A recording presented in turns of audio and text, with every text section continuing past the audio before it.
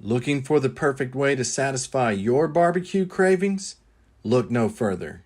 We welcome everyone to enjoy our mouth-watering barbecue made with love and care. Our family-friendly barbecue joint is more than just a restaurant. We're part of the community, and our friendly staff will make you feel right at home. Smokin' Joe's Rib Ranch in Tuttle and Rush Springs. Come for the barbecue, stay for the good times with family and friends. Yeah, I'll be ready. Keep getting sweaty. Keep getting sweaty. Keep getting sweaty out. Keep getting sweaty out.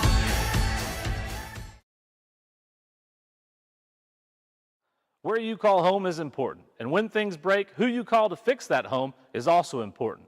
When it comes to heat and air needs, local matters. Bo Kokenauer of Koch's Mechanical knows that, and that's why Koch's Mechanical takes pride in serving the community he calls home.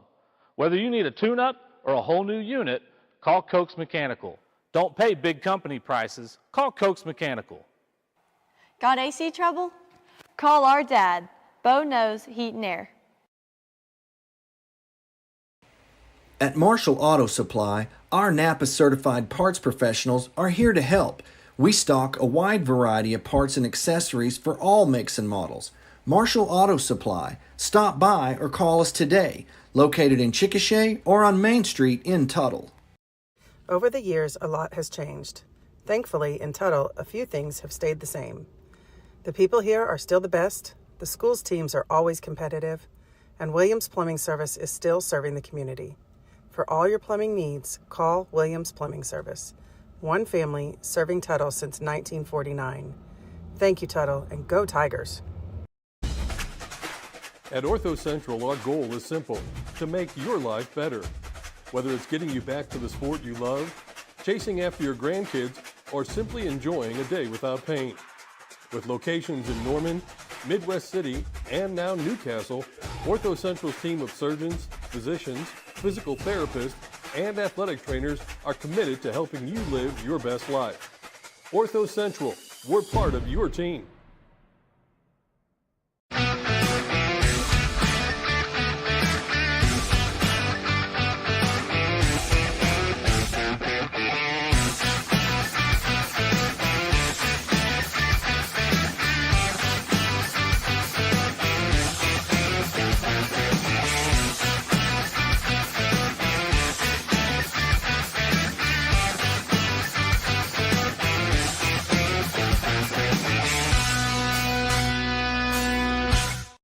Country Equipment is your locally owned full-service dealer of Kubota, Polaris, Skag, and Hustler equipment. Whether it's for 2 or 200 acres, Country Equipment has the Kubota tractor and attachments to help you get the job done. Country Equipment carries a full line of trimmers, blowers, chainsaws, and more from top brands like Echo and Steel. Mowers from brands like Kubota, Hustler, and Skag are sure to keep your place looking great all year round. Plus a full parts and service department for all the brands we carry. Come see us today at your locally owned Country Equipment.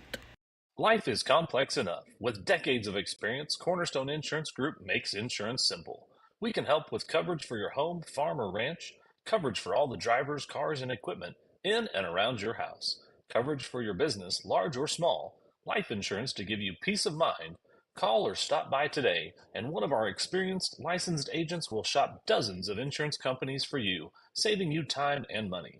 Call our office or visit us online at oklahomainsured.com. At Contemporary Family Dentistry, our core values are the heart of our big little practice since 2008. Our friendly and professional staff are here to ensure your experience at the dentist is a positive one. Does going to the dentist cause you anxiety? No worries. We offer IV sedation for all procedures and your comfort. We are open Monday through Friday at our Newcastle location and now also in Blanchard.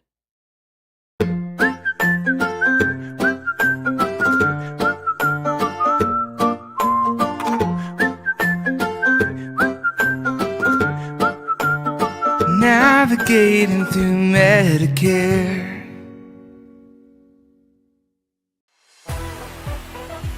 The first First National Bank and Trust Company presents to you the Tuttle Team Spirit Card. We proudly serve more than 20 area schools and have donated more than $82,000 in 2023. So, what are you waiting for? Support your Tuttle Tigers and make every transaction count. Come by the bank to get your Team Spirit Card today at no cost to you.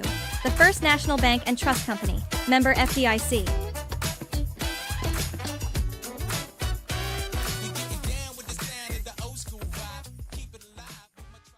Whether you just came from a workout or you're just out and about, our Social Sips have everything you need to feel good to feel good.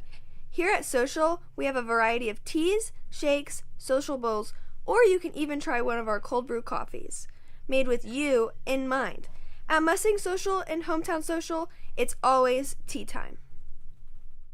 Williams Foods, more than just a grocery store. Williams Foods has been serving communities since 1971. That is 45 years strong and counting. We are successful because we offer great service, great prices, fresh produce, and the best meat money can buy. Williams Foods is not just in your communities, we are a part of your community. We donate 1% back to any nonprofit organization, and we donate up to 6 cents per labels to anyone fundraising. Williams Foods, where we still sack and carry out your groceries for you because you deserve it.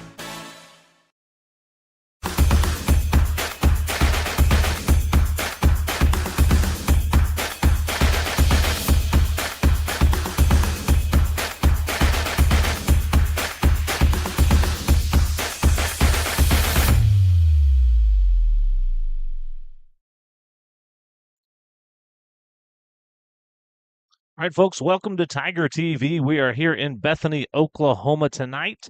Thank you for joining us on the Williams Foods pregame show. Bethany Broncos out on the field warming up, and your Tuttle Tigers are yet to be seen. They're going to make a dramatic entrance here shortly. I can feel it. I can feel it tonight. We got a good district matchup tonight. One of the better games in the state, honestly. And this one, Bethany looked like they were down and out last week. They make it a close game against Blanchard, and this one has some real district implications for the Tigers and the Broncos. Yeah, this is the Daily Oklahoma newspaper's high school game of the week. Cox Communications is here broadcasting as well, and they may have more cameras than us and more angles, but they don't have the zazz. That's right. They don't have the riz, as the kids say. Yeah. So a big game, yeah, like you say. Beautiful weather. It's homecoming here in Bethany, here at Southern Nazarene University, as this is where they play all their home games, and it's a big one tonight. Couple teams that Bethany is 4-1, and Tuttle 5-0, and something's got to give tonight. And Blanchard kind of waits and hopes that really the Bethany knocks us off, probably just in case they lose, and so it becomes a three-way deal. But exciting game coming up tonight, and like I said, beautiful weather and college venue, all that stuff. Homecoming, be a big crowd tonight, I'm sure. Yeah, absolutely. Should be a good one. I feel like for Bethany, kind of a little dodgeball moment there. Bold move, Cotton, scheduling homecoming versus Tuttle. Yeah. Not really ideal, probably from a coaching standpoint. It's probably not what the coach wanted to do, but whenever you play they played 4 road games in a row. And so this is literally almost homecoming. Right, truly homecoming. This is like the first first 3 weeks of the year home game they've had, so had to do it at some point. But so it'd be fun. Homecoming, we saw King and Queen crowned earlier. Look at last week, Tuttle versus Medill. Medill came to town, and it was a rough one for Medill. The Wildcats went home with an L. Tuttle put up 61 points. You can see that first and second quarter was very scoring intensive for the Tigers, 27 points in each of those quarters. And the stats, I mean, they're just going to jump off the page when you look at that. It looks like some typos there, but it is not. The Tigers had 37 plays for 362 total yards, 234 passing, 128 rushing, 12 first downs, and 1 of 4 on third down. And then you can see down there the stat leaders. C.J. Simon had a big night. I believe he was our Tiger to watch, was he not? Roundsville.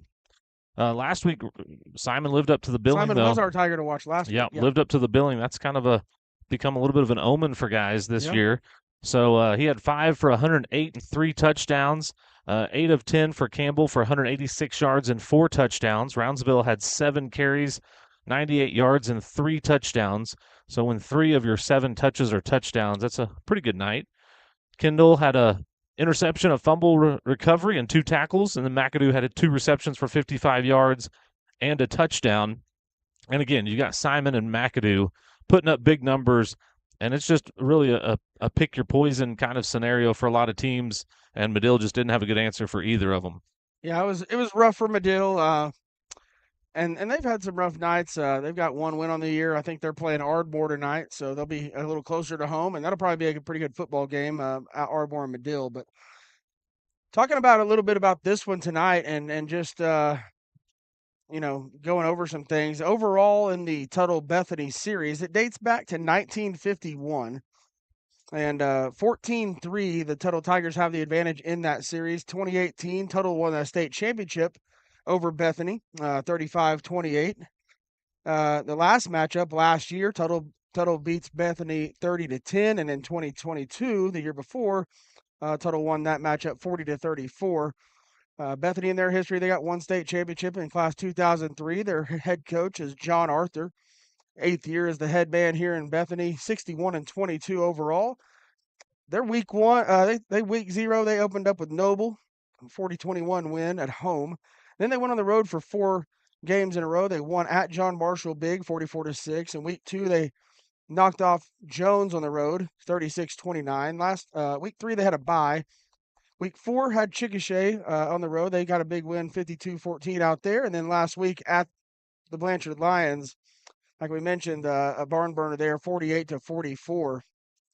But that score doesn't do it justice. Blanchard really jumped out big. I think when we looked at it during our game and early in the Tuttle Medill game, it was like 28-7. Yeah. At one point, and then you get later in the night, get home, get settled in, look at the score, and it ends up 48-44. And Bethany had a chance late in that game to go ahead and potentially get the upset over there at Blanchard. I was talking to the franchise radio on the recap after the game, and I'm kind of trying to watch the end of this Blanchard Bethany game right now. There's about 20 seconds left, but the Lions ended up holding that one off. Tigers, of course, 5-0 under head coach Brad Ballard in his 17th year as a head coach, 11th year at Tuttle, 105-23 his overall record as a coach. Tuttle is 5-0. We talked about all those games. You know the history there with the last week's matchup, like we talked about, 61-0 over Medill. Some notable season stats for the Tigers. Cruz Campbell's on the year, 62 of 88, 70% completions, 1,187 yards, 14 TDs and 1 pick. We've mentioned it before, and I try to. It really was a weird deal on the interception. It hit off of McAdoo and popped in the air. It was a tough diving deal, and I mean he's almost perfect there. He's only been sacked twice, averaging 242 yards a game. Brady McAdoo, 10 total touchdowns on the year, 6 catches for scores, 2 rushing touchdowns, 2 punt return touchdowns.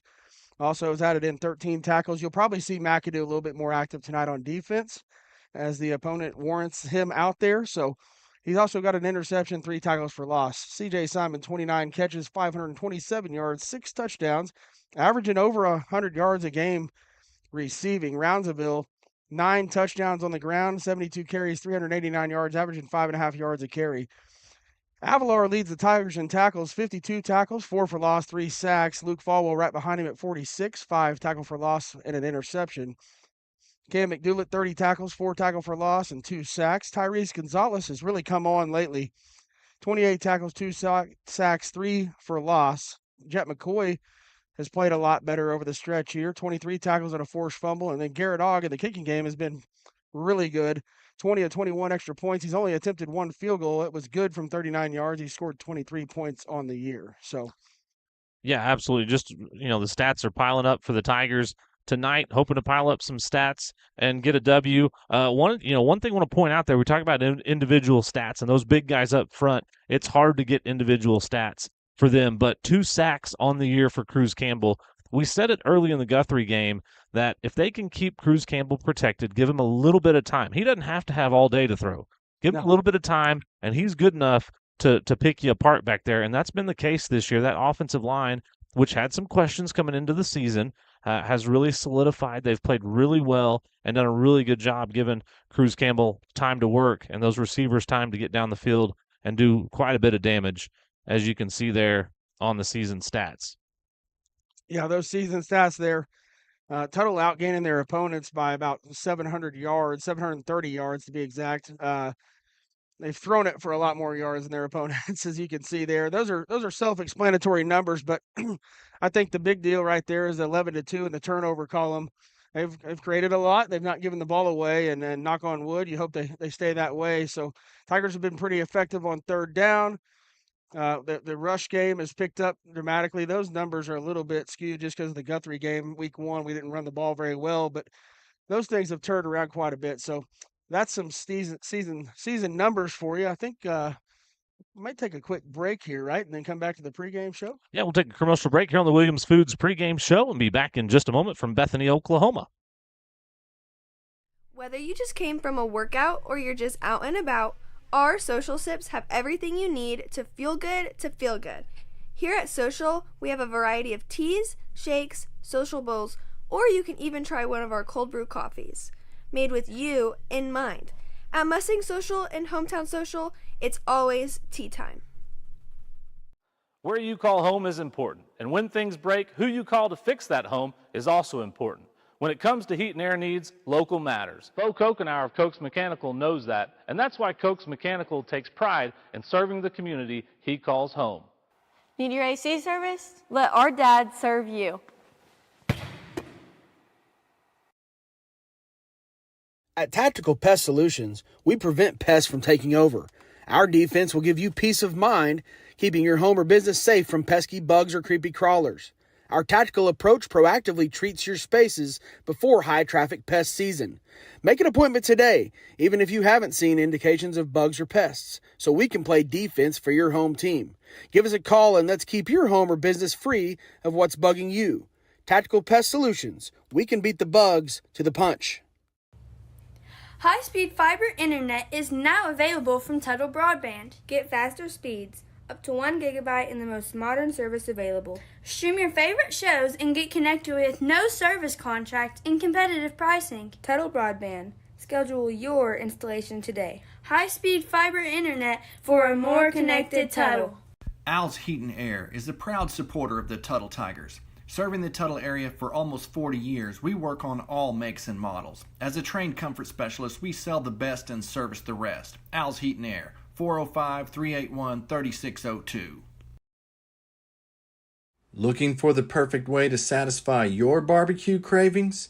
Look no further. We welcome everyone to enjoy our mouth-watering barbecue made with love and care.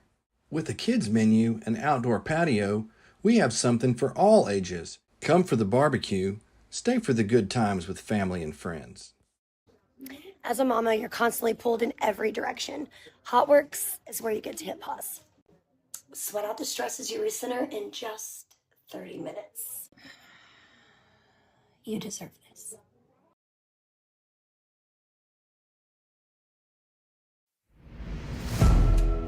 There's a few things we live by in Oklahoma: honesty, integrity, and hard work. At Triton Foundation Repair, if you don't need foundation repair work, we will be the company that tells you, because when you do need it, we want to be the company that doesn't. Honesty, integrity, and hard work. Triton Foundation Repair.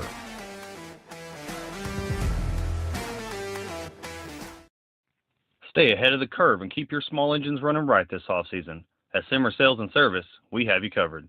Bring your equipment over for a full winter tune-up or repair. Our full-service shop is ready for you just 2 miles east of Tuttle. We're locally and family-owned. You'll leave saying, Simmer, good people. Williams Foods, more than a grocery store. At Williams Foods, we pride ourselves on our meats, and we have the best, the freshest, the most tender meat money can buy. There is no better meat in the world. Williams Foods cuts it fresh every day, just the way you like it. Don't be fooled by big box stores that don't cut their meat on site. We do meat right and better than anyone. Williams Foods, where we still sack and carry out your groceries for you because you deserve it. Williams Foods, your fresh meat, fresh produce, and much more store since 1971.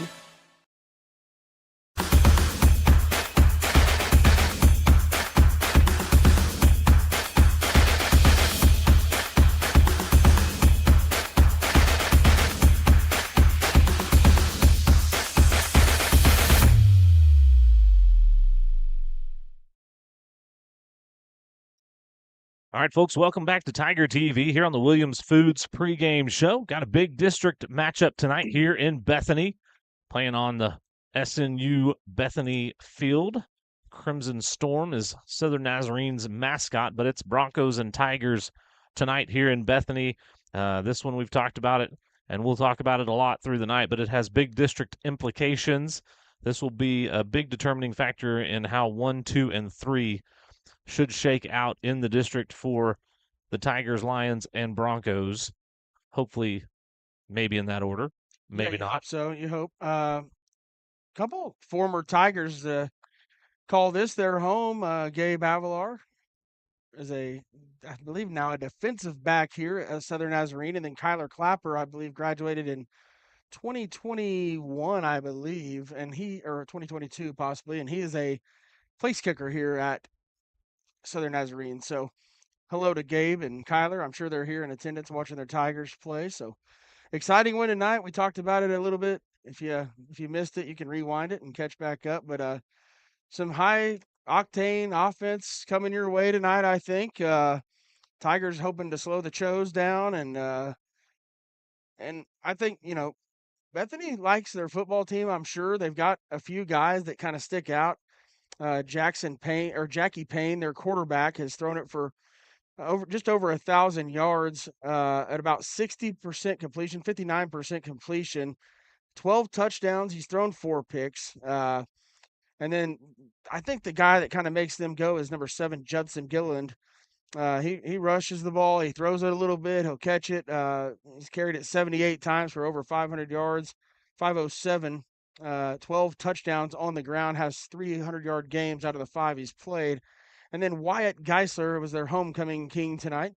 23 receptions. He leads all Broncos with receptions by double at least. Next man up is 8, but 502 yards, 8 touchdowns through the air. So he's the guy tonight that has more receiving touchdowns than anybody on the field. And so I'm sure it'll be a focus point for the Tigers defense. On defense for Bethany, Judson Gilliland leads their team in tackles with 54 total tackles, averaging about just over 10 a game, almost 11 tackles a game.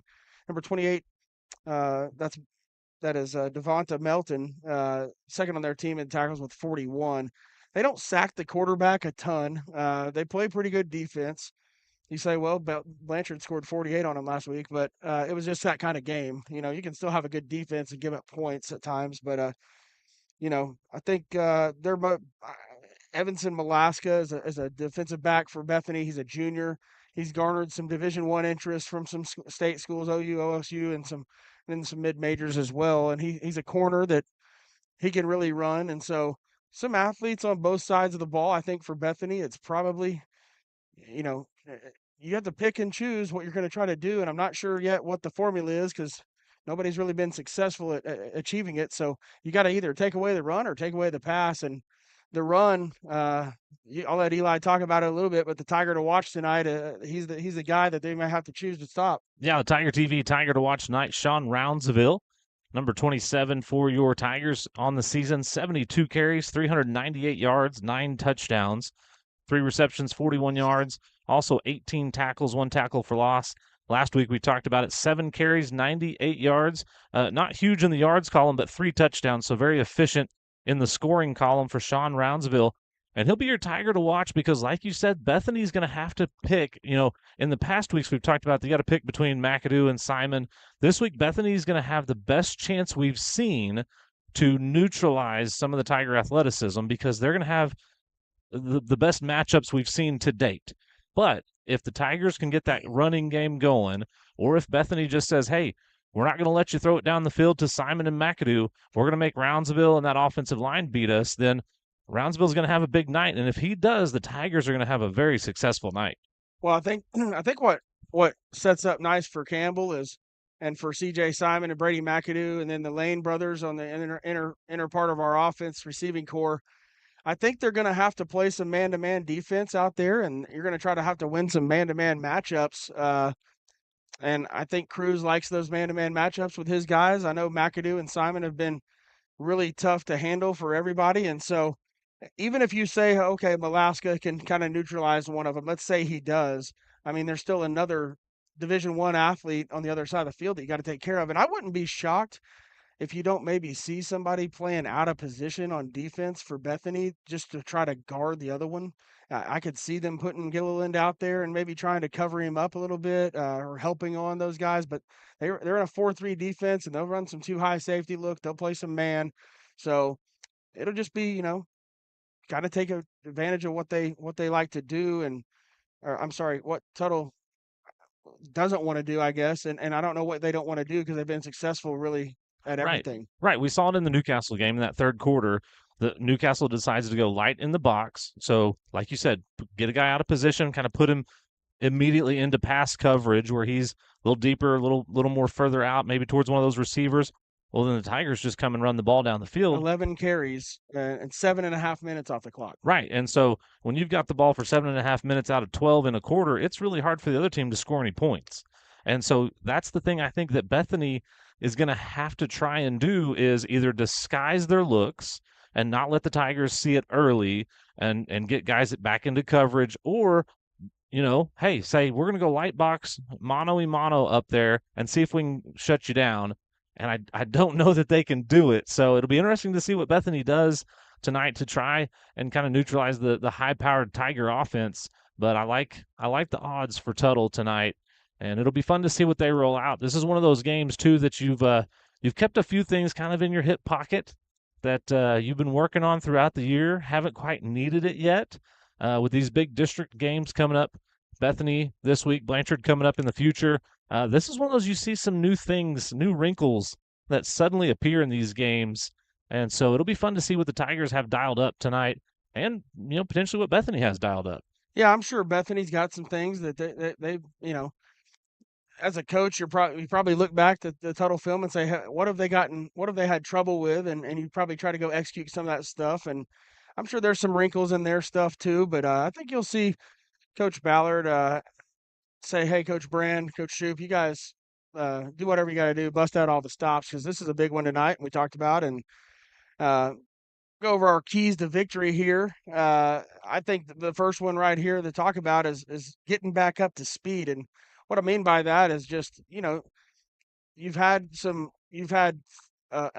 two opponents with a bye week in between that have you've kind of just handled the business it's been the last three opponents. Yeah, things have come pretty easy for the Tigers the last few weeks. Now, that's due to a high degree of execution. Sure. But against an opponent that you're supposed to execute at that level. Yeah. You're going to have a little more resistance tonight from Bethany, and it's okay. Let's get back up to this level, this speed, this intensity. Yeah.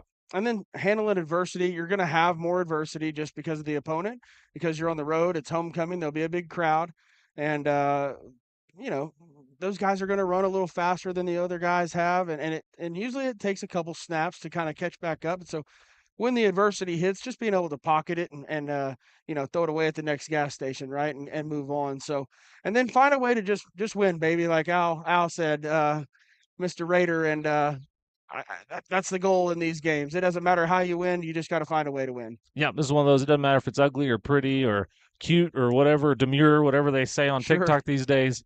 Just win. Handle it and just win. And like you said, expect to get punched in the mouth tonight and bounce back, come back for some more. We've got some exciting things happening around Tuttle right now. Last night, the girls qualified for the state tournament in volleyball. I think we're going to go to the national anthem. I always start talking, then we do the anthem. So, yep, the pride of Bethany's out there fixing to play the anthem. Yeah, we'll join them for that. And then we'll be back to our Williams Foods pregame show analysis here shortly.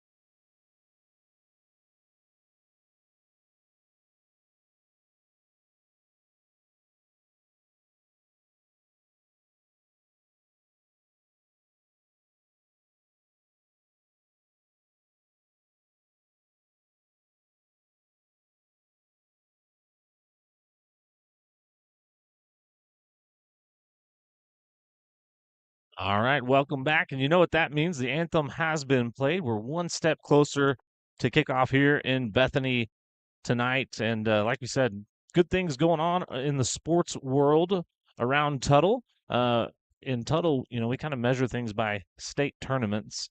And a couple of teams this week made it to their respective state tournaments. Yeah, volleyball in the 6th year of operation here at Tuttle Public Schools, only our 6th year in program history. They've clinched a berth in the state tournament next Thursday in Sapulpa, and their first round game time is still to be determined. We've got a busy week next week on Thursday night. We've got home football against Tecumseh. We've got softball in the state tournament at the Hall of Fame, and then we've got volleyball at the state tournament in Sapulpa. So spread kind of thin, hoping that OSSA, if you're listening, helps us out with those times. That'd be nice to have a morning, noon, and night events, but I'm not sure that will happen. But they'll be in Sapulpa next week. Like I said, first year head coach Beverly Adams, her staff, her daughter on staff, and they've led the Tigers to the state tournament, and I know they're excited. I think they're going to actually match up with Bethany in the first round, I believe, and I may be wrong on that, but congrats to the volleyball team. And then Wednesday, the Tuttle softball team, Coach Rebecca Cobb, going for their 12th state championship. They've earned a trip back to Hall of Fame, and just a really, really good year. They're 33-7 overall, 7-2 against 6A opponents, 6-2 against 5A schools. Remarkably, they're 18-0 against Class 4A, and we did have a game scheduled with number 1 Blanchard earlier this year, and it got rained out. So kind of a weird year. Tuttle and Blanchard did not see each other this year in the regular season in softball. So hoping maybe you end up finding a way to play them in the finals. That's always an exciting atmosphere. But Tuttle probably, I'm not sure that they were ranked 5. 2 people in front of them got knocked out of super regionals, so they'll turn into the 3 seed, and they will play the 6 seed, whoever that was. And I haven't checked exactly yet who that is. Those are still finishing up maybe today. So, but Tuttle heading back to the state tournament, and Coach Cobb, Coach Jackson, and Coach McAdoo, congrats to them. The girls, we'll talk a little bit more about their season probably at halftime, but congrats to both the volleyball team and the softball team. Cross country will have regionals coming up, I think, this weekend. So, Gotcha. Yeah, that's what we're looking for. Lots of success there. So fans might have the chance to pull the rare triple header on Thursday. Be kind of tough task, but might be possible. Somebody might have to map that out and see just what it would take to get maybe up to Sapulpa, back to Oklahoma City, down to Tuttle for the nightcap. And where's Chad Richardson when you need him? Exactly. Let's just get everybody zipping around and see what we can make happen. So, but this one tonight should be a good one. Tuttle versus Bethany. It's homecoming for Bethany. You'd love to come in here. It's one thing to come in and win a road game, come into somebody's place and beat them, but it's even sweeter on homecoming to come in and maybe give them an L on homecoming week. Yeah, and then it's a big weekend. We talked about really in the high school ranks, and we'll do some picks here in just a second, but in the high school ranks, we couldn't really find another marquee matchup going on other than our games here tonight as far as 2 really, really good teams going at it. I know in 6A, we don't really know a whole lot about Deer Creek and Moore High School, so won't try to make a pick on that. But we did talk about, a big slate of college football this weekend. Eli, got the graphic there, run it down. Yeah, absolutely. You won't see it, but Eli can see it. Yeah, so there's, a lot of folks were talking about October 12th on the calendar, friends, if you're there getting married, hey, shame on you, but lots of good college football. The big one, we'll wrap up with that one, but you got Ohio State, Oregon, which is a Big Ten matchup, by the way. Oddly enough, number 2 and number 3. And so, I haven't watched much Oregon. Dylan Gabriel's out there for the Ducks. Crying Ryan Day, head coach for the Ohio State Buckeyes. Ohio State's got Oklahoma State's defensive coordinator, which has been apparent this year. Shame on him. But yeah, so Ohio State, Oregon. I like the Ducks in that one. A little upset there. I like the Ducks too. I love Dan Lanning. I think he's awesome for college football. He's cool, calm, collected, and he's got some guys, and they got the Nike deal, just like the Tigers. Can't wait to see what the uniforms are. I'm just telling you, if they had called when I was playing and said, "Hey, you want to come out and have 47,000 uniform combinations?" I'm sign me up all the way. Very drippy out there in Eugene, Oregon. So I like the Ducks in that one. Matchup interesting one in the afternoon game, same time slot as OU Texas, Penn State's USC. I will always pick anyone but USC. But Penn State's ranked number 4, so I think they hand it to USC. I think that's a 2-touchdown win there. Yeah, I can see the Trojans going on a little slippery slope here. They do. You never know with that offense and Lincoln Riley. He can put together some points. So I'll take the Trojans on that side of that one.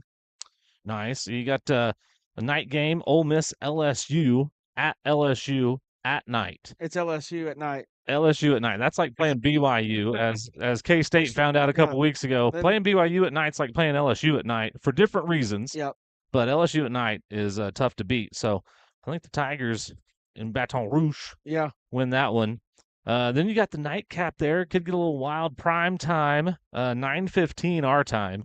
The Kansas State Wildcats head to Boulder, Colorado, and face Neon Deion Sanders and his Buffaloes. We told Hudson Peck he's helping tonight with stats. One of our Tiger TV class guys in my first hour here, but he's helping me keep stats. But the Pecks are big time K-State. He wears it all the time. He wears it every time they play Oklahoma State and beat them, and I have to look at him. So we told him we would put it on there. I'm taking prime time, and I think the Shedeur Show, and I think Travis Hunter is the best college football player in a long time. And I don't think I know the Janty guy at Boise State, but that's Boise State.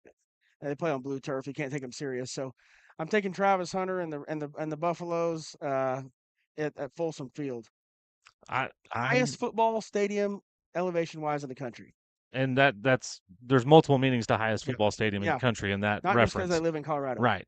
But definitely a late game. Yeah, I think the Wildcats have a chance, but Travis Hunter's pretty special, and I think he might have a night and get it done. I think it'll be a close one, though. I think it'll be a close one. Hudson's disgusted. Hudson's back here. mad about our Hudson, picks. what's your score What do pick? you got? What do you got? What do you think? Cats by how many? That's all we need to know is cats by how many? Cats by 17. Oh, All right. You heard it here first. That's Hudson right. Peck. And I'm sure he will let us know if we are wrong. That's right. And I would expect nothing less. And then the big one tomorrow afternoon, that Orange from down south versus the OU Sooners. And it'll be an interesting Red River rivalry this year. It will. And I mean, I'm an Oklahoma State guy, and whatever you want to say about that, I just think when they're not supposed to win down there, they usually do, and that's usually how that goes. I heard Kelly Gregg talking about they were 0-4, go down there and beat a really good Texas team. I've seen it happen. I think that the quarterback gets loose for Oklahoma. I think that they make some plays down the stretch. I think it's a really close game, but I think Brent Venables goes in and turns things around for the Sooners this week, and it's going to be tough, and it's a bold prediction from a Cowboys fan, but I'm taking the Sooners on the road, and I'm going to say, it's going to be 20. I'm going to say 24-22 somehow.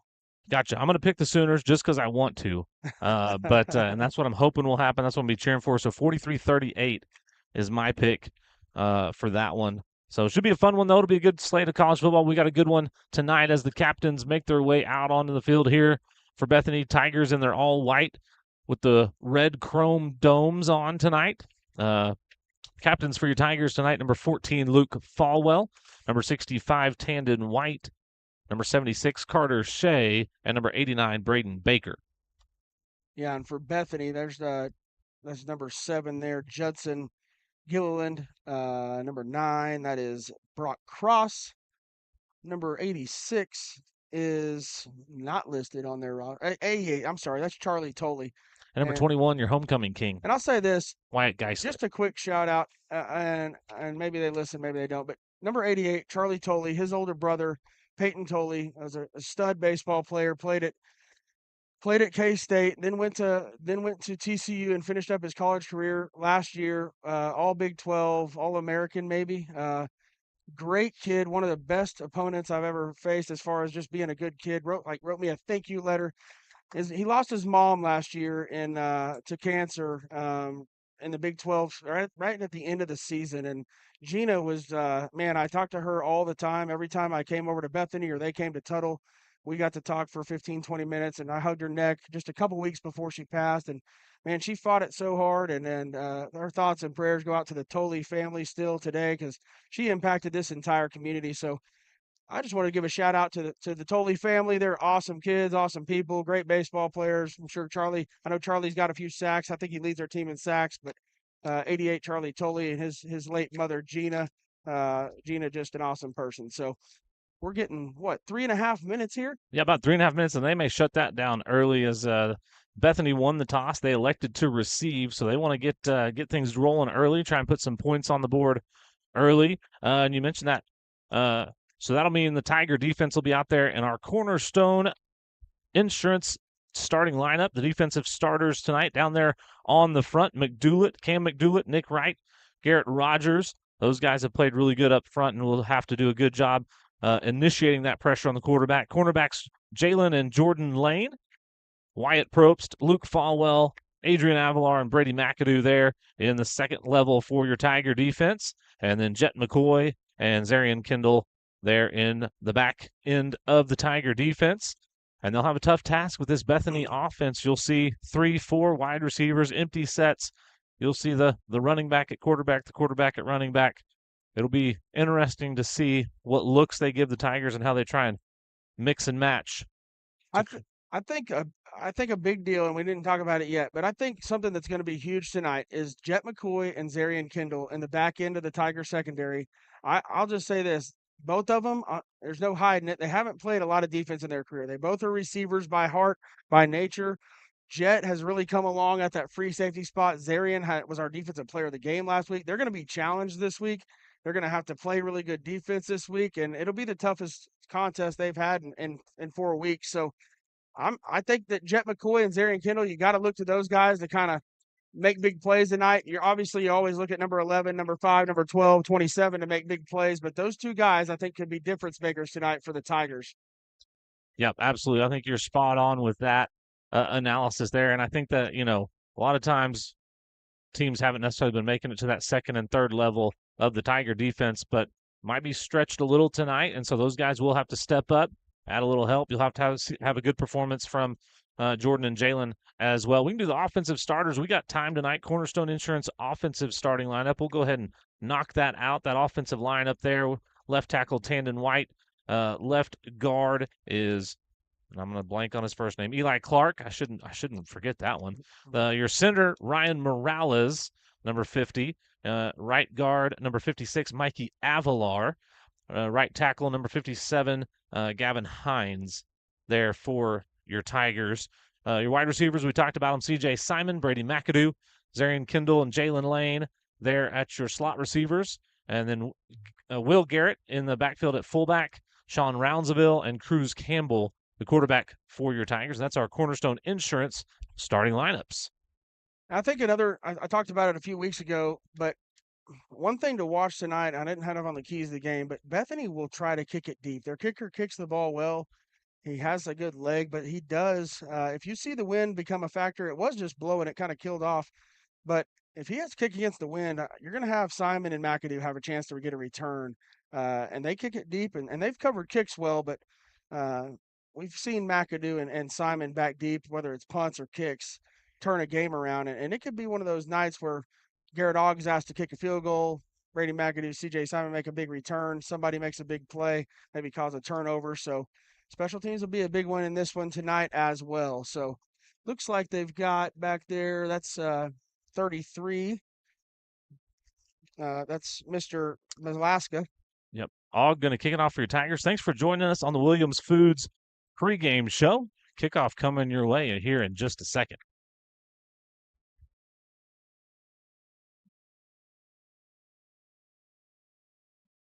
And this one's underway. It's booted deep. It's going to be driven into the end zone for a touchback. So Bethany will get the ball 1st and 10 on their own 20-yard line. And you're going to want to make this Bethany offense work as hard as they can all night long.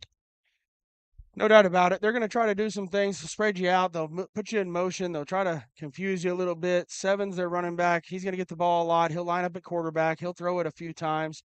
But they're going to throw it to the homecoming king, Geisler, Wyatt Geisler. They'll try to get him the ball as much as possible, but Tigers just got to go do what you do and play good defense like they have been in the first 5 games. Bethany going to keep it on the ground. Tigers in the backfield quick. McAdoo was there very quickly. Flag on the play, though. Might have been a little too quick on jumping that snap.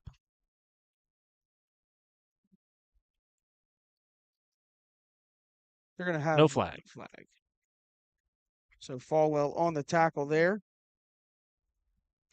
I think the official thought they didn't have enough men on the line of scrimmage. Gotcha. Too many guys in the backfield, but there was one, I think 2 receivers over on the far side that were on the line. I think that was Gilliland on the carry there for no gain.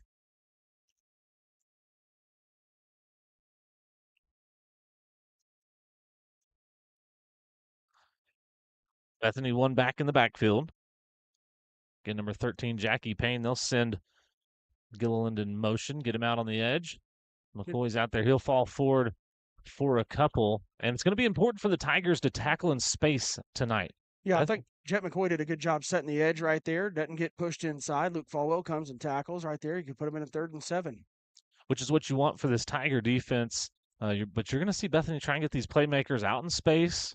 Tigers going to have to be disciplined, break down, make tackles, not necessarily go for the big hit, but just make the play. Bethany looks to the sideline. Their main guy's at the top of your screen right now. That's Wyatt Geisler. Likes to play catch with him. Tyrese Gonzalez looks like he's going to come off the edge here. They're going to throw it out to the edge. It's going to be overthrown. No chance. Pressure was coming. So the Tigers force Bethany into 4th down, and we should see that punt unit for Bethany come out here, and we will. You'll have McAdoo back deep. CJ up back for the short one. And CJ's done a good job blocking in the return game as well. McAdoo obviously dangerous. We had thought he had one last week on a return, but we're called for a flag. We went back and watched the Tiger TV replay, and I don't know about the blindside block they called because it was more of a blindside chest bump. But it took one away from McAdoo, and I know he probably wasn't fired up about it. But I hope he gets a chance to touch it here. It's going to be a short kick from Bethany. Tiger's going to want to get away from this one. Oh, I thought he was going to pick it up. And McAdoo was coming, streaking at it as it was bouncing. I think if it would have taken a little bit higher of a bounce, he might have grabbed it on the run. I trust him to field the ground ball there and go to the end zone with it. But good starting field position here for the Tigers on opening drive here of offense. And I know we mentioned the kicking game, Garrett Ogg, and the touchbacks, and it seems like a pretty routine play. But that's the difference it makes. You know, you get a short punt. Now you got the ball at the 46-yard line and a 26-yard head start on what Bethany had.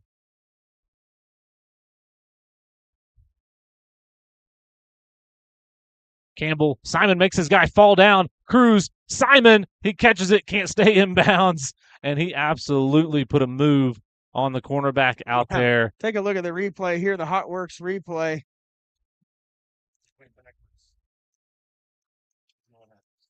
May have missed it, and we don't think we missed it. It seems technical difficulty. Tigers going quick here.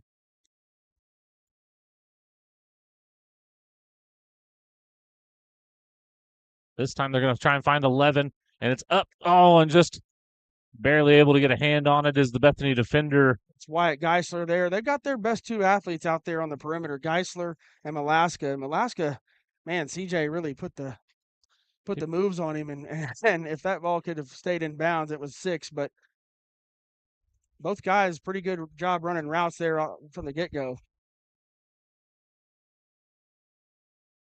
Simon in motion. Roundsville has a chance at a little bubble screen, and Cruz will throw it away. Good decision there by Cruz as Bethany really sniffed that screen out to Roundsville there. So 3rd down and 10 here. It was there for a brief second early, and then the defensive end or linebacker on that side sniffed it out and dropped back quickly into coverage. I think the problem, it was there, but I think the window just for Cruz to get it around the guy was not available more than anything. Defense did a good job because that's when you get a free rush at the quarterback, it's hard to slam on the brakes. Jalen Lane, he's going to get it in the end zone. Touchdown, Tigers. Cruz Campbell to Jalen Lane. Beautiful play design right there. McAdoo on a little dig, curl route, whatever you want to call it, takes all the attention. And here comes Lane on the drag, 10 yards down the field, across the field. Cruz puts it on his chest. McAdoo screens off the defenders, and Jalen in for his third touchdown of the season. An 18-yard pitch and catch for the Tigers. All gone for the extra point. And it's off the upright. A doink and a miss. So 6-0 Tigers. Sorry about it, Bo Coke. And we'll take a look at that touchdown. We're still working on our replay setup on the road. Sometimes things get a little wonky when you go on the road. So we're getting it all dialed back in. I think our producer extraordinaire has got the problem solved. We will check the next time he hits the button over there. Yeah, Coach, Mr. Rogers, Kevin Rogers doing the camera work tonight. We're kind of crammed in like sardines. Small college football doesn't have as big a press box as Tuttle High School. And so we're a little crammed in, and our normal camera operator, Bradley Watson's on the road to Texas to watch OU Texas. So Kevin producing and camera working tonight. Multitasking. That's And right. They say it can't be done. They say it can't be done.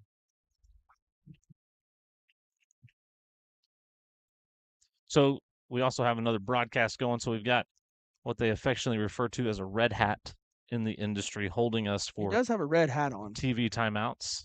That is the official title. Cox Communications. So Garrett Ogg in to kick it off for the Tigers. Cruz Campbell to Jalen Lane touchdown. 6-0 Tigers. They strike quick. Like what I saw on that first drive, though. Yeah. That's encouraging. Go right at those guys, I think. No chance at a return again, so Bethany will take over 1st and 10 from their own 20. They were 3 and out last time. See if that Tiger defense can do it again. Well, and I don't think Bethany needs to press right now. I mean, like we talked about last week, Blanchard got up big on them, and they just kind of kept going. And that'll be something tonight. The past few weeks, the Tigers have gotten out to big leads and have kind of just been able to put the other guys in. And that won't be the case tonight, I'm sure, as Bethany can go score pretty quick as well. So, but I like the last drive. Go right at their best corner, go at the other best guy, and just keep putting pressure on those guys to make plays. And Cruz made more than not. I think you see Bethany decided they were going to try and stop the run game that first drive, and Tiger said, okay, we'll pass it. Little reverse action here. Got some room to run, and still on his feet. Falwell in pursuit, diving, brings him down. That was number 21, Wyatt Geisler for him. 47 yard gain there for Geisler on the little toss sweep end around. Good job by Falwell chasing in pursuit. He's got all 3 tackles tonight for the Tigers. So Bethany gets it across into Tiger territory this time. Spreading it out here. Checking at the line, going to change what they see. Looks like number 7. Nope. 13 still going to take the snap. 7 will take the snap at times. Dropping back to pass. Good job, Braden Baker, getting his hands up, reading the quarterback's eyes. He's getting in there for pressure and then jumps and bats it down, as you can see here from that defensive end spot. Just a bull rush and then jump and bat it down with a big paw in the air. Good play there by the Tiger defense. Yeah, they were trying to get it out there to number 7, Judson Gilliland in the flat and kind of give him some space. And good job by Baker getting the hand up. 9 minutes, 17 seconds left here. It is 2nd and 10 for Bethany. Incomplete pass stops the clock.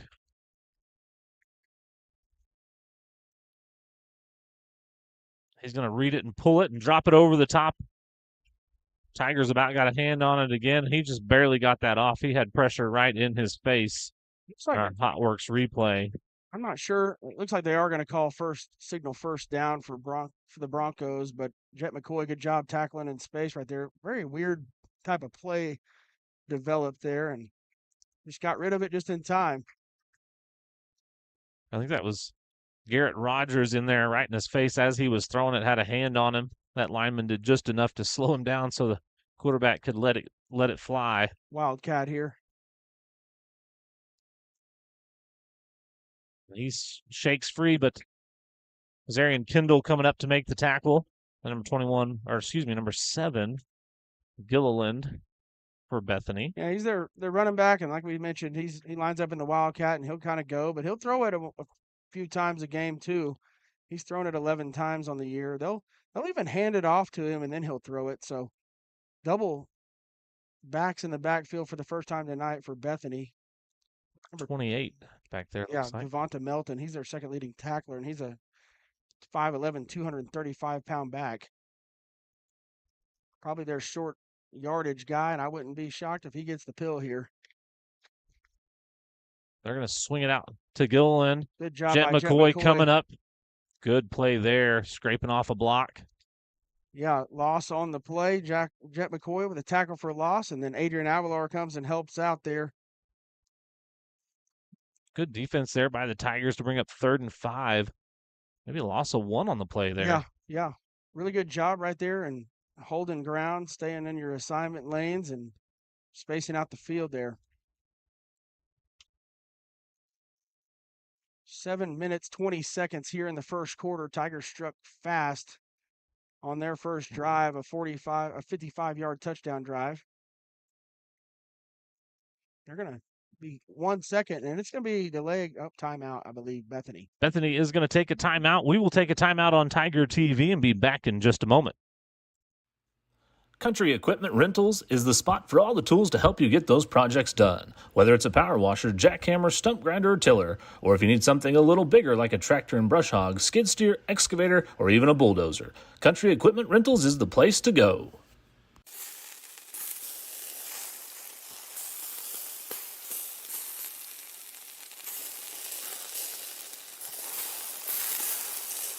At Jamie Joe's, our burgers are handmade with 100% pure beef.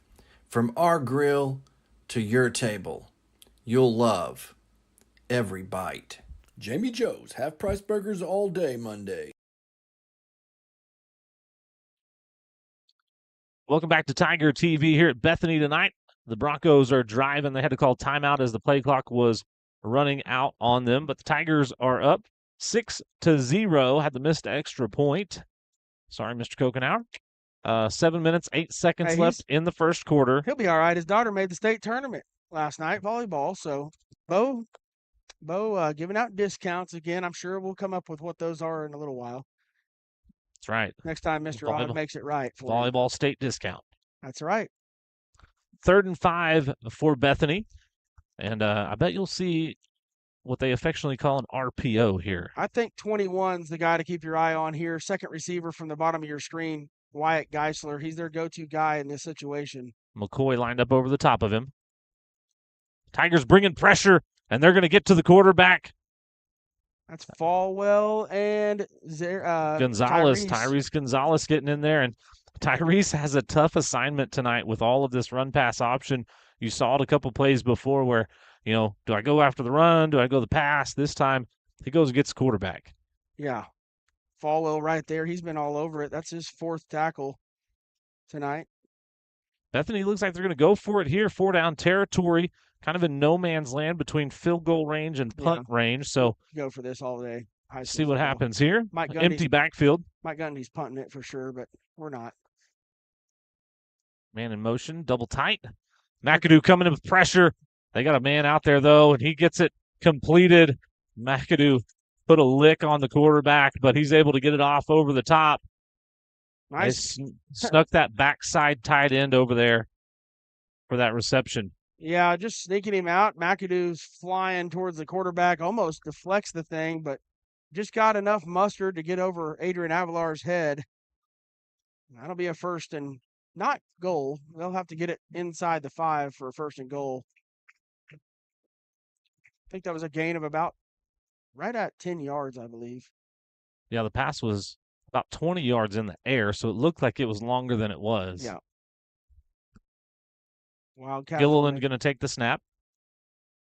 He'll read it and pull it. No, he doesn't. He gives it. Excuse me. And the Tigers force him out of bounds for no gain. Looks like a loss of 1 there. I think Kendall will get the credit for the tackle, or was that Tyrese? I couldn't tell one or two. I'm at a I think it bad was, angle here. yeah, I think it was Kendall that was the last man kind of closest to him that a diving attempt wasn't able to bring him down, but forced him to run out of real estate there on the sideline and head out of bounds. So good job from the Tigers.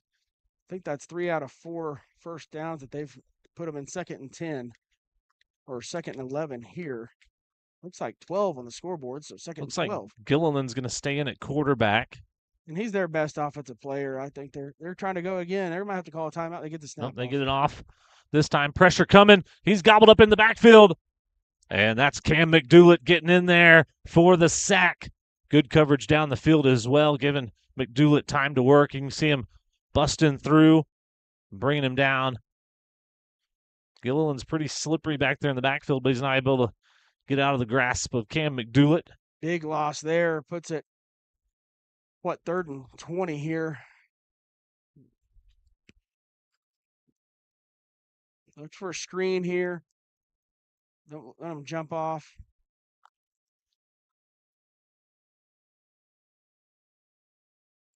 Keep eyes on the tight end as well. Tigers bringing pressure, and they're going to be chasing him down. He's able to get it off, but he's going to throw intercepted. Throw it out of bounds, incomplete. And it'll bring up 4th and 20 for Bethany here. McAdoo and Avalar in pursuit again. McAdoo puts his hands up and really bothered that one. Kendall almost kept his feet in bounds right there, and I don't know that you almost really want to pick that one off. You do on 3rd down. Yeah. On 4th down, you bat it down. On 3rd down, you do, because Sure. now they're going to bring the field goal unit out there and try and put some points on the board and cut the lead in half with a field goal here. Ruslan Calderon, the kicker for Bethany. From the 32-yard line, he'll tee it up, and It's up and no good. Oh, my golf shot. So the Tiger defense gets a stand, and Bethany is off the field with no points again, and we'll see that Tiger offense who struck rather quickly. They'll have 4 minutes and 39 seconds to work with here in the first quarter. Really good job by Coach Lemming's defensive unit right there. Just the quarterback can't find anywhere to throw it lanes-wise, and nobody's really open, and the pressure just both of those plays right there, huge pressure plays for the defense. So great job by the Tigers, bending but not breaking. CJ Simon out there on an island by himself on That's the a top of bad the idea. screen. Oh, and he slips and falls. Fortunate there that one wasn't intercepted, and he just lost his footing. Yeah. And good job by Malaska right there. I wouldn't be shocked if you don't see a little bit of a double move later, as Malaska sat down really hard right there on that one. Thank goodness Cruz has got a good arm, because that thing got out there quick and Malaska wasn't able to recover in time. Yeah, and that's one of those, I'm assuming Cruz, as he's letting that go, he's just hoping he can guide that thing away from Alaska, who was the only one on his feet out there. Campbell looking for McAdoo down the field, but he drops it underneath to Lane. Be short gain of there. 1 on the play. Yeah, Jalen Lane on the catch there. McAdoo was clearing out. I think he thought every time McAdoo's running downfield, he thinks he's open, so I'm sure he's a little frustrated to get the ball there, but Cruz with the safer bet there. They've moved Geisler off of McAdoo here, so different matchup as Seth Reiner will guard McAdoo. Campbell going to hit Simon, who bobbles it and catches it. He does come up with it on the second effort. Great hands right there by CJ. Ball thrown just a little bit behind him, and he lets it get into his shoulder pads and bounces off of him. Great but he's play, able though. to good body control to get back to the ball. Yeah, gain of about 12 there for CJ Simon.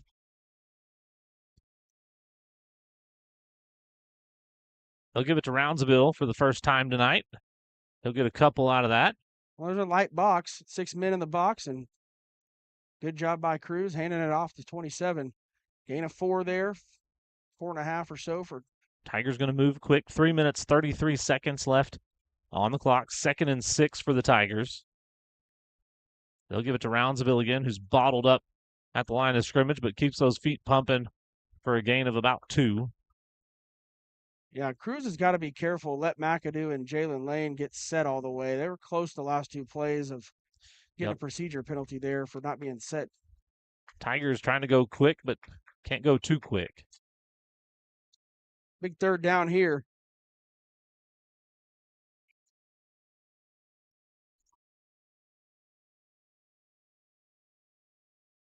Got 9 flying over the top. Brock Cross going to help out on C.J. Simon as Cruz sees that, checks out. 6 seconds on the play clock. Snaps away, looking to his left. McAdoo's got his hand up, wants the rock. He's going to throw it to Simon down the sideline. Nice pitch and catch. What a throw. There was double coverage out there. Simon had a step on him. And our Hotworks Mustang replay, Cruz Campbell just flushed out of the pocket a little bit to his right. Simon breaking toward the sideline, and he drops it right in there perfect as 2 Bethany Broncos in pursuit. McAdoo was running across the field wide open as well. So good sign for the Tigers offense. They're continuing to march. Roundsville finds a little bit of a seam. Going to pick up a couple. Bouncing off of it. Stays on his feet. Picks up a couple more. I said it before. Gain of 5. You've heard it, but Sean does not fall backwards. Looked like he should have been stood up in the hole, knocked down backwards. The wrestler in him. I mean, he's a Division I wrestler and pretty incredible balance there for Roundsville. And anytime you can get into 2nd and 6, you can take your shot right here because you're still manageable on 3rd down. Yeah, plenty of clock, 2 minutes on the clock. They'll give it to Roundsville. Bounces it outside this time. He'll spin, pick up enough. It's going to be right at the marker, but it'll be enough for a Tiger first down, I believe. Nice move right off the edge there. Nice job on the right side of the line. Roundsville bounces off a man, spins through the contact, and enough for the first down. Gain of 5 there for Roundsville. We talk about Roundsville's balance, but his vision really good there. Sees that the hole is opening up outside, a little bit of a jump cut to the right, and then again the balance at the end of that to spin off and stay on his feet and get the first down. Cruz going to step up, rolling out. He's got a man down the field. McAdoo going up over the top, catches it, and there's a flag on the play on the far sideline. Touchdown, Tigers is the call. And that will be a touchdown. I believe it may have been knocked out of McAdoo's hands, but not before he came down with possession in the end zone. And I believe that one's going to stand as the Tigers put it on the board. We can take a look at that one again here in just a moment, but the Hotworks Mustang replay. So Garrett Ogg in for the extra point. Bethany fans not too happy about the call. It's hard to see in our booth, but the camera did catch it. So, and that's up and good for a Koch's Mechanical point after attempt. It's a Koch's Mechanical point after. Got AC trouble? Call our dad. Bo knows heat and air. When it comes to heat and air needs, local matters. All right, going back to look at that McAdoo touchdown catch. Randy Moss. Mossed him. Cruz Campbell throws it up to number 11. He catches it, comes down with it, and him and a defender are hand fighting, and the ball came out after he hit the ground. It's a football move all the way, Des Bryant. He caught it. McAdoo caught it as well. Well, and the interesting thing, he didn't. We'll take a break here. Red Hat on the field. We'll talk about it when we come back from a break here on Tiger TV. Okay, we'll stay here. Correction. So, in my estimation, as you watch that replay, he catches it, takes a step, then falls. If there hadn't been that step in between, well, he secured it to the ground, and you can't cause a fumble, or you can't get a ball. But if you fumble just jump and catch it, and then you fall to the ground and it bounces out, then it's not a catch. Sure. You've got to control it through the ground. But if you take a step, then fall, which is what Brady did, which is what he did, and in the end zone, remember, all it's got to do is get across the front of that white line on the end zone. It does not have to be all the way across that line. If he comes down with it in the end zone, takes a step, he's good to go. Yeah, big drive there for the Tigers again, up 13-0. Campbell efficient there on that drive. As well as Roundsville churning out yards. That one over the head of Alaska. Boots it deep again for a touchback. Minute 19 left here in the first quarter. Bethany's going to have it 1st and 10 from their own 20-yard line. 3 touchbacks on the 3 kickoffs from Garrett Ogg tonight. Yeah, wind blowing straight down in Bethany. And minute 19 here left in the first quarter. Tigers have been pretty efficient on offense, on the ground and through the air. Cruz has been flushed out of the pocket a couple times, but he's kept his head downfield. On that play, he hit Simon on the sideline, like I mentioned. McAdoo was streaking wide open, and you maybe don't want to throw that across your body to get it back to McAdoo whenever you're pretty confident in what you're doing with the football. So good decisions by 12 and 2 scores as well. Bethany offense trying to see if they can close the gap here on homecoming. But the Tigers up 13-0. They'll hand it off. He tries to cut back Cam McDoulet, and then Falwell comes in and cleans it up. McAdoo gonna have to come out for the helmet coming off at 53 in the backfield. The second tackle for loss there. Cam McDoulet, and Falwell cleans it up.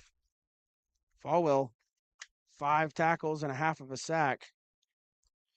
As a ball carrier, coming out of a spin is always one of the scenarios where you can absolutely get hit the hardest, because you have basically stopped your momentum and you're restarting at the end of that spin. And if somebody's there to meet you, you have no base and no legs in that. And Falwell just head in the chest. Cleaned it up. Nice job by Wyatt Probst in the game for McAdoo, and here come the Tigers as Gilliland trying his best to stay on his feet and do a Sean Roundsville impression, but Falwell and Rogers, lots of Tigers in on the action. Falwell's on one tonight. 6 tackles already here in the first quarter. 20 seconds on the play clock. 3rd and a mile again. About 20. Gage Goodwin and Braden Baker in on that defensive line. McAdoo checks back in after the one-play helmet break. Just keep it in front of you right here and make them punt it. They're going to take the quarter here. Yeah, Bethany's going to let the clock run out here, and that'll be the final play of the first quarter. Tigers are going to take a 13-0 lead into the second quarter. We'll be back on Tiger TV after this. Life is complex enough. With decades of experience, Cornerstone Insurance Group makes insurance simple. We can help with coverage for your home, farm, or ranch, coverage for all the drivers, cars, and equipment in and around your house, coverage for your business, large or small, life insurance to give you peace of mind. Call or stop by today, and one of our experienced, licensed agents will shop dozens of insurance companies for you, saving you time and money. Call our office or visit us online at oklahomainsured.com. Hey Tiger fans, if you're looking for a church home, we have a place for you at First Baptist Church. From children's and youth activities to senior adults, we have a ministry for everyone in your family and would love to have you join us. If we can pray for you, email us at prayforyou@att.net. We love you and hope you have a blessed week. Welcome back to Tiger TV here in Bethany, Oklahoma tonight on the Southern Nazarene University field. That is the SNU in the middle that you see there, but also where the Bethany Broncos play their home games. Not on campus. No. A few miles away. In the same area. Same vicinity. But fresh 12 minutes on the clock. Second quarter is about to get underway. Tigers did what they had to do there in the first quarter. Anytime that you can have 3 kickoffs in a quarter, it's usually a good sign. Last 2 drives for the Tigers started out 2nd and 12, ended up 3rd and 20. Hopefully the Tigers can keep this in front of the sticks and force Bethany to kick it back to us again and give us some more good field position. So you got to watch for the trick stuff here. They will hand it off and then throw it. So kind of watch for that. Always watch for like a throwback screen, something like that. But, Bethany probably not just going to hand it up off the middle and hope for the best. We mentioned they'll sometimes hand it to 7 and then let him throw it. Yeah. This might be the time for a play like that. Quarterback's going to roll to his right. Pressure coming. He's got a man down the field, though. Finds a little soft spot in the zone, and this guy's shifty. But Avalar chases him down, but it'll be good for a Bethany first down. 35-yard reception, and that's the difference in having time to work your routes, work your reads, and find a man down the field. Geisler, their kind of go-to guy and zone coverage for the Tigers, and he finds a little empty sit-down space, does that, and Jackson Payne puts it on his numbers, and big gain for the Bethany Broncos. They needed that one big time to get out of their own end zone.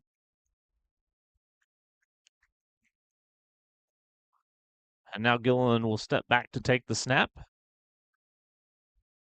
He's going to run it and try and string it out. Finds a little bit of a hole. Falwell comes over. Tyrese Gonzalez in on the tackle as well for the Tigers, but he'll pick up 5. Yeah, best running yardage for him tonight as Gilliland gets 5 yards.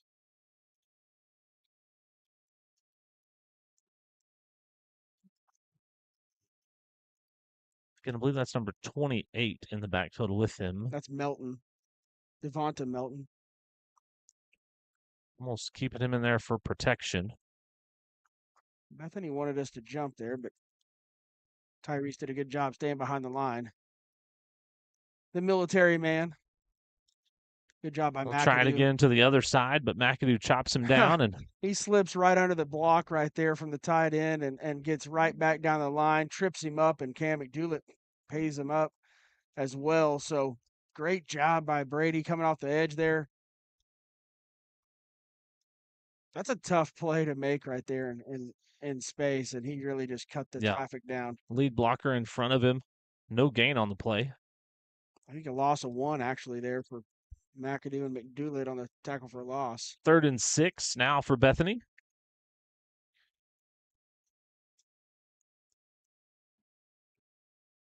He'll hand it off again. McAdoo. He played getting 2 tackled guys. and tackling. Watch the Hotworks replay right here. You see McAdoo on the end playing 2 men like a defensive end. And talk about a wide receiver. He ain't a wide receiver. He's a football player, boys. Like, that's a big-time football play on 3rd down. He's playing stand-up defensive end basically right there and has those responsibilities and fights off a guy and closes. Yeah, they take all the receivers over there, and they're trying to put basically a line, semi-defensive back linebacker with 2 lead blockers coming at him, and he shuts it down. 4th down now. Got a tackle here, and they do. Kendall gets out there and makes the play, closes it quick. Turnover on downs. Good play defensively there. The Broncos thought they had something, but he never had a chance to turn his head up the field and get positive yards. So another turnover on downs for the Tigers, and great field position to start this drive. They'll be on the 48-yard line. Yeah, just a little bit less yardage than their first drive started, and great job by Zarian getting lateral down the line, taking a great angle, and forcing him out of bounds 3 yards short of the sticks. I'm taking a shot here if I'm Cruz Campbell in the offense. You got McAdoo up top by himself. Give him the rock. That's exactly what they're going to do. Cruz steps up in the pocket. He's going to scramble, be hit, brought down for a loss on the play. Just not quite enough time. They had a safety rolling over the top of McAdoo. They had another safety over here over the top of Simon. Doing their best to... Yeah, they're trying to disguise that, and good job by Bethany right there, just baiting them into that. The 2 high safeties, and you can run guys down the middle of the field too, and Coach Brandon, those guys will notice those things. McAdoo in motion. They're going to swing it to him. Flag in the backfield. McAdoo's got some room, makes a man miss, tripped up. He's going to be brought down to the 30-yard line, but it'll be a flag. 5 men in the backfield. Not enough men on the line of scrimmage. Illegal shift. It's either that or we had somebody moving when we went in motion. Well, McAdoo was in motion. I think they're going to try and say Roundsville moved as well. I thought he had his hand up to the sideline like there wasn't enough guys on the line. So we'll wipe that one away. 5-yard penalty. It'll be 2nd down and about 16 or 17 to go. Try to get about half of this back and go get you a 3rd down execution here.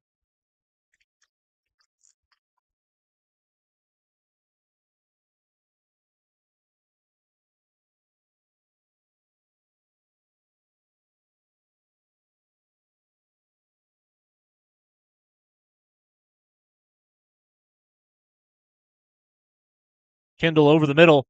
Got some room. He's got enough for the 1st down. Good play design there. Cruz Campbell puts it on the money for Zarian Kendall. 18-yard gain there for Zarian. Coming across, a little bootleg action there. Play fake, nice play design. Tigers going quick. Bubble screen to Simon, who does a good job of bringing it in. But the defense is there. Good play. Yeah, loss of 5 there, actually. Geisler, nice job tackling, and he really never bid on the screen.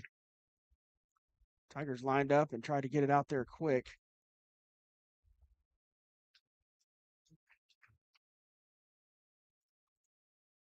"20 seconds here on the play clock."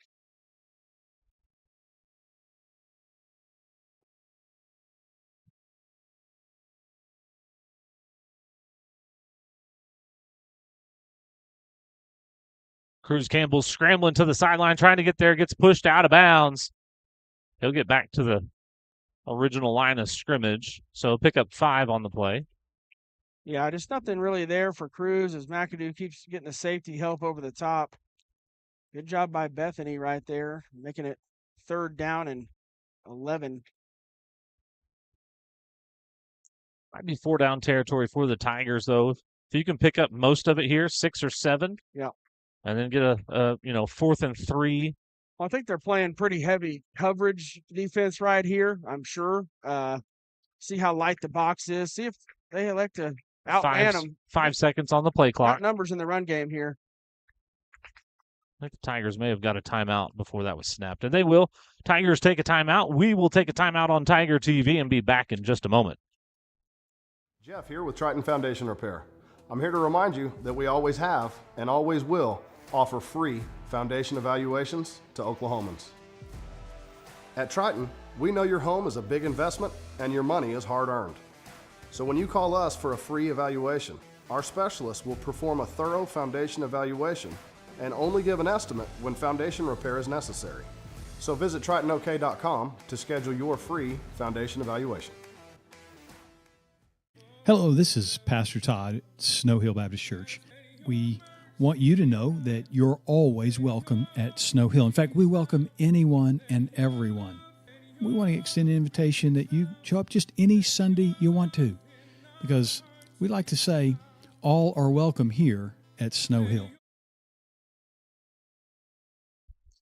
Welcome back to Tiger TV. Tigers took a timeout there. It's 3rd and 11 for the Tigers now. 7 minutes, 5 seconds here in the second quarter.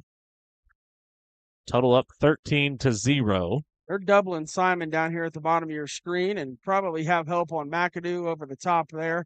Got a light box. You might, like I said, you might run it here and pick up 6, hopefully. They're going to go to the air. Nice job. He's going to try and find Lane, who settles into a nice zone, spins, gets hit, brought down, but it'll be plenty for a first down and then some. Oh, man. What a great throw. Yeah, because, and a great route by Jordan.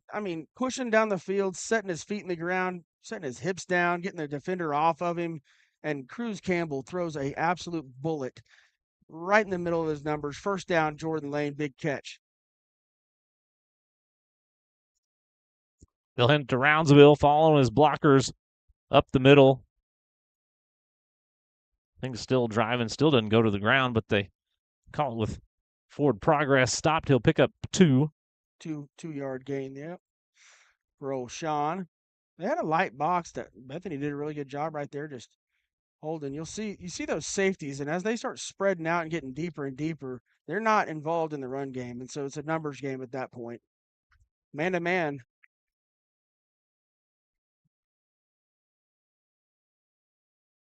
McAdoo, a little hand fighting down the field. Cruz throws it out here to Simon, makes a man miss, absolutely freezing them. Cuts inside. CJ Simon, touchdown Tigers. My goodness. Breaking ankles on his way to pay dirt. Allen Iverson-esque right there. The crossover, and then the Euro step into the end zone. CJ Simon. Pitch, catch, breaking ankles, Euro step, end zone. That's a little Allen Iverson. That's a little Dirk Nowitzki. He's hitting Dirk, all the eras right there. Less Dirk than Allen Iverson, though. A little Luka, maybe a little Luka Euro step there. Going for 2 here. What a throw and catch, and a better run from C.J. Simon. There it is. And he's going to get the 2-point conversion as well to make this one 21-0 Tigers. Cruz Campbell rolling right, throwing back across the formation for a 2-point conversion. That's a Coke's mechanical point after. It's just 2. It's a Coke's mechanical Point after. Got AC trouble? Call our dad. Bo knows heat and air. When it comes to heat and air needs, local matters. All right, folks, we'll go back to our Hot Works Mustang hot play of the game. The throw is good. But this the is run nasty. is great. It's just nasty. Catches it, just freezes him. And then again, Euro step right inside there. Great run. Good blocking up the field. We've talked about it. Jordan Lane out there blocking. These receivers take pride in blocking down the field. That's going on the old that's going to be on the internet. Yeah. I'm just telling you. Somebody get the editing machine out. Dylan Ballard's probably got footage of that, and I would imagine it gets on his highlight tape. CJ, a D1 wide receiver. We talked about him a lot this year. He was committed in Nebraska earlier this year, and then with a coaching change, made a decision to open his recruiting back up. And so he's available, and man, Stillwater, I'd take him. Norman take him right now too. Yeah, the little thin on the receiver department down there. Ogg puts this one. It'll be returnable this time.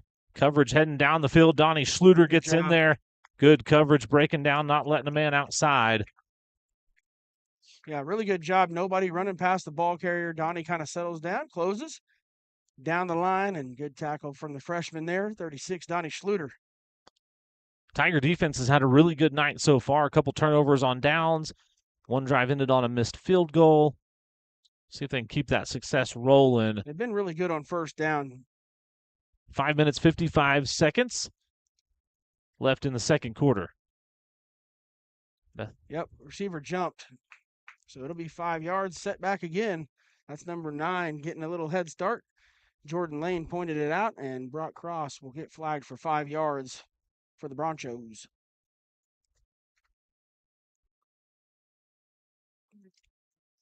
So first and 15 now. Really, Bethany's just been behind the sticks for the last 4 drives, starting first and long or second and long here. And the Tiger defense has done good. Bethany's had a couple big plays to move the chains, but the Tiger defense bounces. McAdoo was, absolutely got him right locked in, missiles loaded. And the quarterback just sees him at the last second, but the rest of his friends are there to finish it off. I think McDoulet got that one there. That quarterback faked, looked to the right, and then when he looked back left, all he saw was 11 and the shiny helmet coming at him rapidly.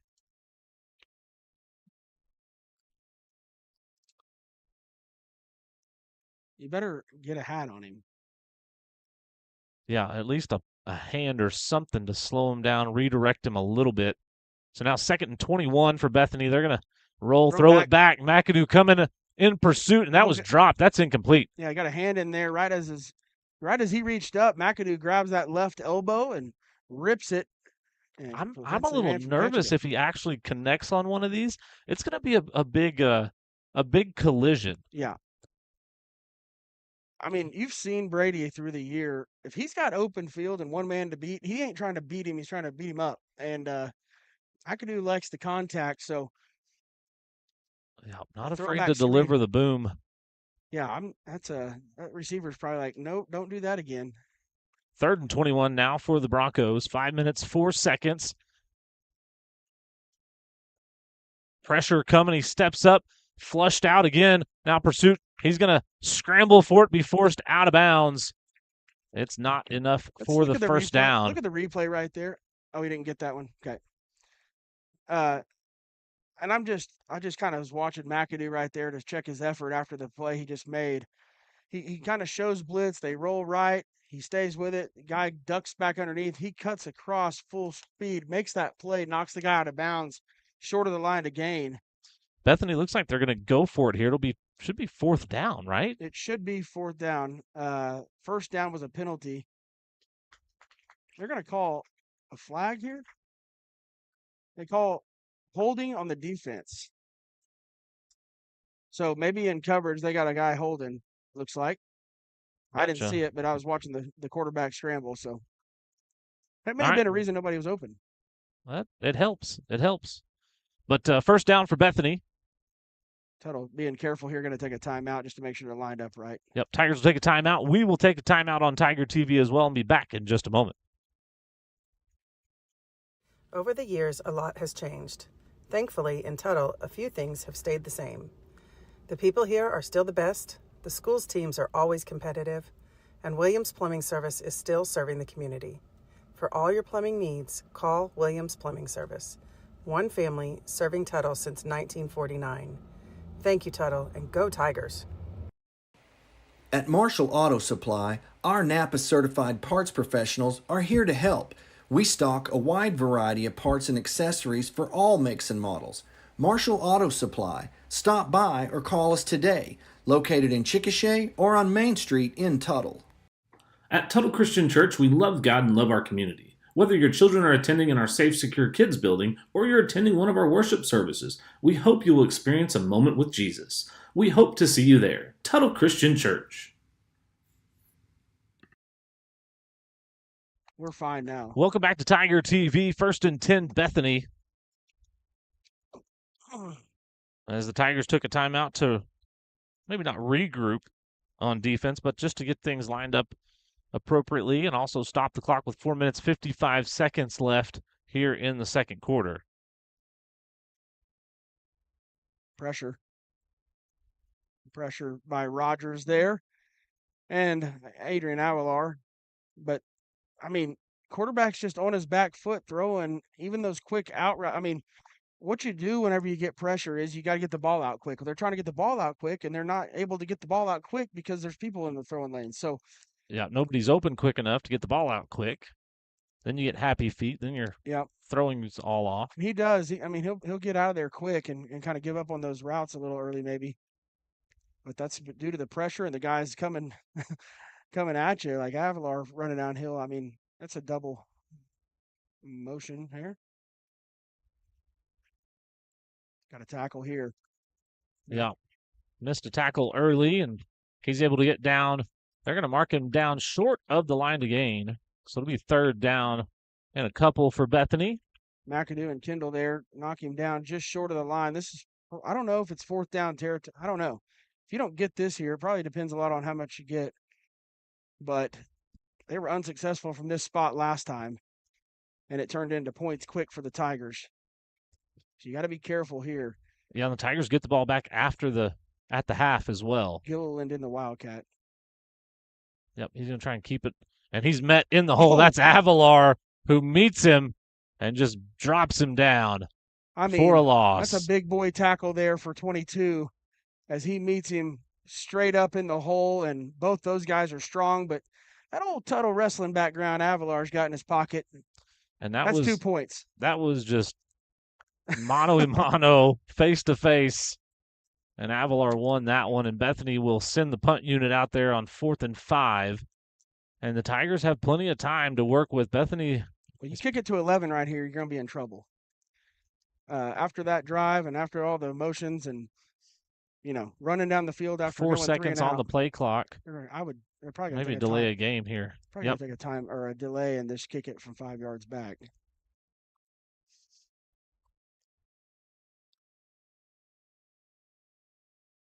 So it will be a delay of game penalty on Bethany. They'll mark it back 5 yards. The up back there was almost trying to get a timeout, but not quite quick enough with the signal. So 3 minutes, 24 seconds on the clock.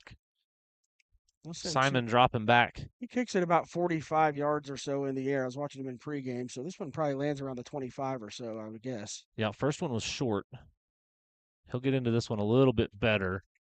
And so Tiger's going to let it bounce. Get in there. Bethany's going to be able to down it at the 1 yard line. Maybe the 2. Yeah. Probably got to go catch that punt right there. Can't let that one land. No, absolutely. I mean, absolutely. Even if you fair catch it, it's better than that. The Tigers push way back and set yourself up for a 98-yard drive is the way I look at it. 3 minutes, 5 seconds. 1st and 10 from the 1.5 yard line. This is where it's hard for old Coach Draper to see out the window with my angle here. So out of your own end zone, you try to get some space here if you're Usually in this area of the field, those receivers might get a little more true one-on-one matchup. Yeah, Bethany might keep that box loaded. They're going to give it to Roundsville, trying to get some breathing room. He's bottled up. That was Gilliland, who's pumped about that tackle. Gain of 1 there for Sean. 2nd and 9 for the Tigers, still in the shadow of the end zone, and Cruz is going to take this snap from his own end zone. Tigers kind of letting the clock milk a little bit, but again, they get the ball back, so they don't need 2 minutes to score. No, and what you don't want to do is you don't want to go quick 3 and out, punt it with bad field position, let Bethany get maybe something before the half. You're going to get the ball back after the half anyway. You got solo coverage with Simon right here. The safety pinched into the middle of the field for run support. 5 seconds on the play clock. He's just telling him he's by himself. Snap is bobbled. They got the safety at least. It's going to be a safety or a touchdown, either one. Snap. Safety. Yeah. Cruz Campbell able to jump on that one. So, again, that started with an unfielded punt. Yeah. That backs you up on the 1 yard line. That's the kind of stuff that happens when you're on the 1 yard line. Yeah, and that snap becomes a little more difficult to handle sometimes, or it's a little up and left. Cruz usually comes up with that one, maybe trying to look at his matchups a little too early, but either way. And this Bethany team is not unused to being in this situation. They were in the same situation, down 3 scores last week against Blanchard, and they came storming back in the second half to make it a really tight game at the end. So this is a team that you cannot give that little spark right there. And yeah, it's only 2 points, and yeah, you're getting the ball back, blah, blah, blah. But now you've got to kick it to them from the 20. Yeah. So you're not going to put this one back in the end zone. And they're going to have 2 minutes and 16 seconds to try and get some more points. I mean, if they get a touchdown and a 2-point conversion, this could be a 21-10 game going into halftime instead of if you get a score there, you could be up 28-0 and getting the ball back. Credit to Bethany there, putting the pressure on. And Tigers just got to tackle in space right here. This is an important kickoff, like you mentioned. And I'm going to give it all he's got here, I'm sure, on the kick, but some talented guys back deep. And this is when you almost want to kick it high and let your coverage team get down there and stop them quick. Quite a bit of room to land this one in the middle. He'll kick it deep down the field, fielded about the 35-yard line. Should have been a block in the back there, and it will be. Ty Hudson there on the tackle right at midfield, but that one will go back to about the 35-ish yard line for a block in the back. So Tigers will get out of that one pretty good, as Bethany will start with it around the 35. Yeah, unfortunate there. They get that return out to the 50-yard line after the safety, but it'll be backed up because of the infraction. Bethany will have it 1st and 10 from the 35-yard line. Tiger defense has played really good all night tonight, and hopefully we can have more of the same for the last 2 minutes and 9 seconds of the first half. You get a turnover here, or you go get a quick 3 and out, because they're probably going to go throw the football 3 times in a row right here, I'm sure. And so you got a chance to make a play, get the ball back, and you might go have a chance to go get those points back also. So, yep. 2 tight ends, or tight end and a wing back here on the bottom of your screen. Trying to sneak a man out down the field, sort of like a semi-wheel route, and he's going to throw it up for grabs. The receiver works back to it, and he's still on his feet, and that's the slippery number 21, and that's a crackback block, blindside block coming right there. Can't do that. So that one will come back. Probably should be another flag for taking his helmet off. I don't know what the fans are booing about. You cannot hit somebody blindside, head-to-head contact. So, again, I know 5 years ago, 6 years ago, 10 years ago, that's a football play. We got a touchdown call back last week for a chest bump when the guy wasn't looking. So what they're looking for on that now is, doesn't matter if he's looking at him. They're calling a touchdown now. So they're going to wave the flag off. Ballard is not going to enjoy this one because, I mean, I don't care if you're looking at him or not. You can't hit him. You've got to get your hands extended. You can't hit with a head-to-head contact, and that's what happened there. And then on top of it, he took his helmet off as he's walking off the field. But we're going to get the there should be a personal foul for the helmet coming off after the play. sideline warning. Should be an unsportsmanlike. Yeah. Dead ball unsportsmanlike. And they'll punch it Yep. back on the kickoff. So Tigers will get the ball. They'll have to back up and kick it from the 25-yard line.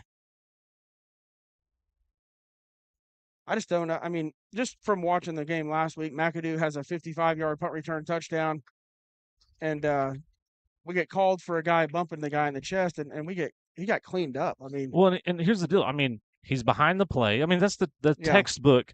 He's behind the play. Yeah, he's in pursuit. Get in his way, slow him down.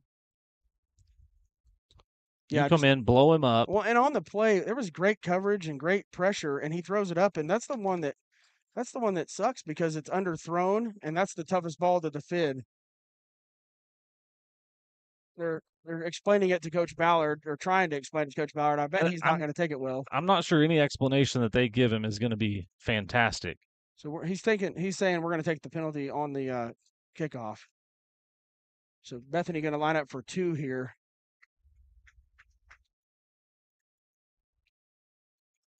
As the Broncos answer here, it's first down, looks like. McAdoo tackled him before he got in the end zone is the problem. Okay. Yeah. So that'll be a unsportsmanlike. So it wasn't a touchdown. McAdoo chased him down and tackled him, and I couldn't see the So- corner there, but it wasn't a touchdown in the first place. Gotcha. And for the folks at home, our view of that end zone is a little bit shielded by the confines of our probably saw room. it. You probably saw it at home. We couldn't quite see the end of that play. We also saw the block occur, and we got a little bit fixated on that. So Bethany will have it 1st and 10 now.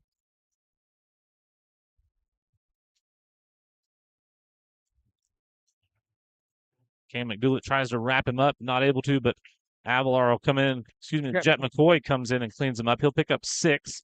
Clock continues to run. Minute 34 on the clock. 2nd and 4 now for Bethany from the Tiger 11-yard line. Yeah, sticks are at the 7-yard line. So Bethany's fortunate the flag got waved off for the blindside block, but you still get the unsportsmanlike for the helmet coming off. taking it off yourself. Right. Yeah. Man in motion. They're going to try and swing it out there. Nope. Quarterback's going to keep it. He's got some room over here. Falwell in pursuit. Nice hit right there by McAdoo. Good hit by McAdoo coming up, popping him. So we'll get a first down. It'll be 1st and goal. Clock should still be running on the set ball here. Charlie Tully checking into the game. Looked like a little heavier set here. Yeah, Bethany's subbing. They're going to go heavy set. I'll tell you right now, Gilliland's going to get the snap, and he's going to run it. Probably following number 28. The left wing back. I would imagine 42 seconds. Clock continues to tick. 12 seconds on the play clock. You can probably see it on your shot there. Nice and job. you're right. They bottle him up, and they're trying to stop him, and they do drive him back. He'll get down to the 2-yard line, so a gain of 1 on that play. Clock continues to run. 25 seconds I think Rogers on got the his clock. I think Nick Wright got his legs tangled up there in the pile. Bethany's going to take a timeout. With 19 seconds left here in the first half, we will step away on Tiger TV and be back in just a moment. The First National Bank and Trust Company presents to you the Tuttle Team Spirit Card. We proudly serve more than 20 area schools and have donated more than $82,000 in 2023. So, what are you waiting for? Support your Tuttle Tigers and make every transaction count. Come by the bank to get your Team Spirit Card today at no cost to you. The First National Bank and Trust Company. Member FDIC.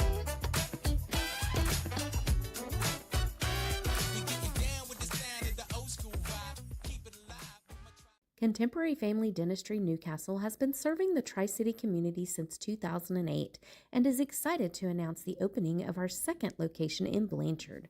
For more information, visit our website at www.cfdok.com.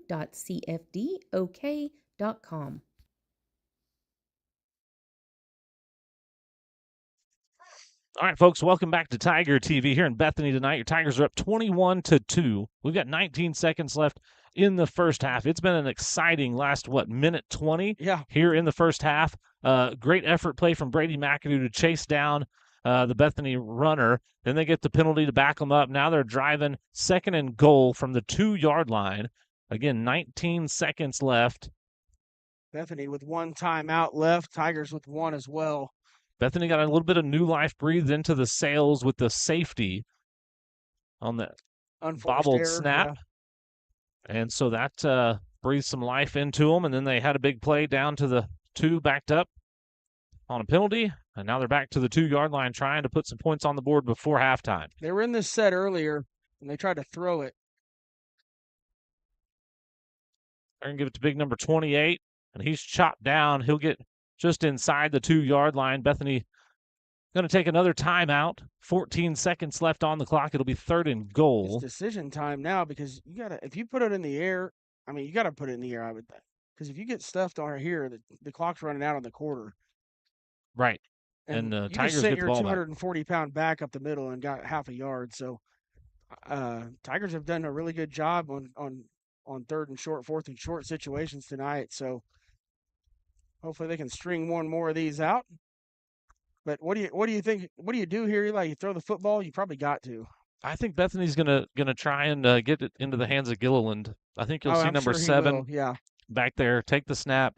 Well, I think you might see that little. If you're the, if you got to say, hey, best player, go get in the end zone from 1 yard. And if we can't do that, then we can't win this football game. Right, they're gonna put I think they'll put a big lead blocker in front of them. They'll try and run it probably over that right side, or they'll try and overload the right side, run it back to the left side, and get a little unbalanced box.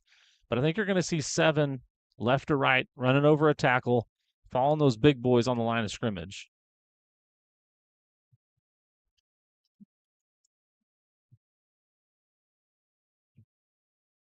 So big 3rd down here, 14 seconds on the clock. Bethany out of timeouts. Yep, number 7's back there. So there's 28 to his left, behind the left guard. I would keep my eyes there. Avalar's about to shoot. Man in motion. They're going to pass it if they can. He's wide open to run it. Nope, not anymore. Pushed out of bounds by Avalar. Great play there by the Tigers. Good coverage from the defense. What a play by Avalar, the Mike backer. And he rolls out. You were right. They were going to try and put it in the air, and Avalar just chases him down. And Jalen Lane out there He's just playing reads man it coverage. perfect, Yeah. drops back in coverage, kind of shuts off the option they wanted. They wanted sort of that little Kansas City motion where they bring a guy in motion, and he just absolutely puts a foot in the ground and rolls back out to the flats. So Tyreek Hill play. Right, but Jalen Lane able to shut that down. They're going to have to take a delay of game here because they don't have any timeouts left. There's 5 seconds on the play clock. I don't know if they're going to just kick a field goal here, but probably so. Yeah, there's 7 seconds on the game clock. There will be a delay of game penalty on Bethany. Is there a 10-second runoff in high school football here? No, that's a procedure penalty, but you'd take it.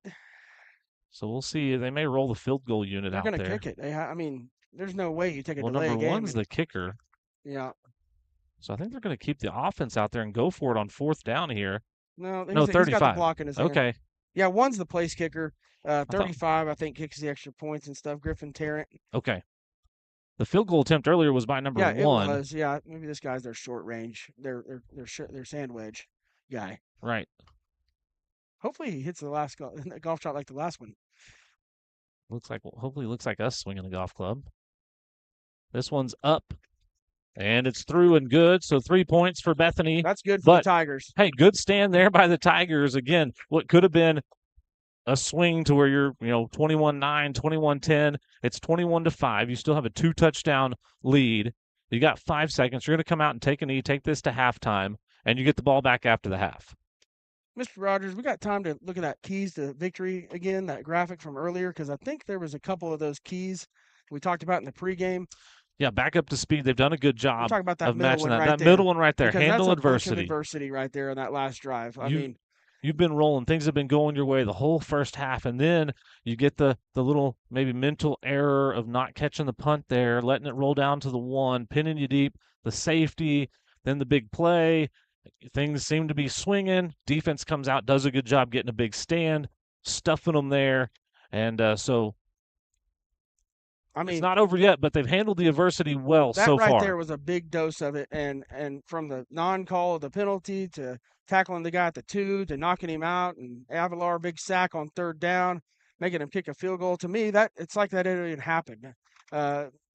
basically there's still 2 points less than a touchdown and an extra point right now. So great first half of defense for the Tigers, handling adversity. Probably not going to see Bethany kick it to 11. I wouldn't. May see a little May squib it. kick They'll here. fake the onside and then line up. They do it on film. It's real tricky. He didn't have his mouthpiece in. I know that. That should be a 5-yard penalty. Play clock running down. They're going to kick it They'll to him. boot it deep. No, it's going to It'll go into the end zone, so it'll be a touchback, and I think the Tigers will let this one run out again as they get the ball back after the half. We'll have our Smokin' Joe's players of the game here later in the contest. It's going to be an interesting one tonight. Offense has played well. Yeah. Defense has played really well. The defense has been another team unit exercise. You've seen those linemen making plays, linebackers making plays, the defensive backs in coverage. So I'll tell you, some guys that maybe have maybe if you want to say disappeared from the stat sheet the last few games are Avalar and Falwell because they didn't really play a bunch of those minutes.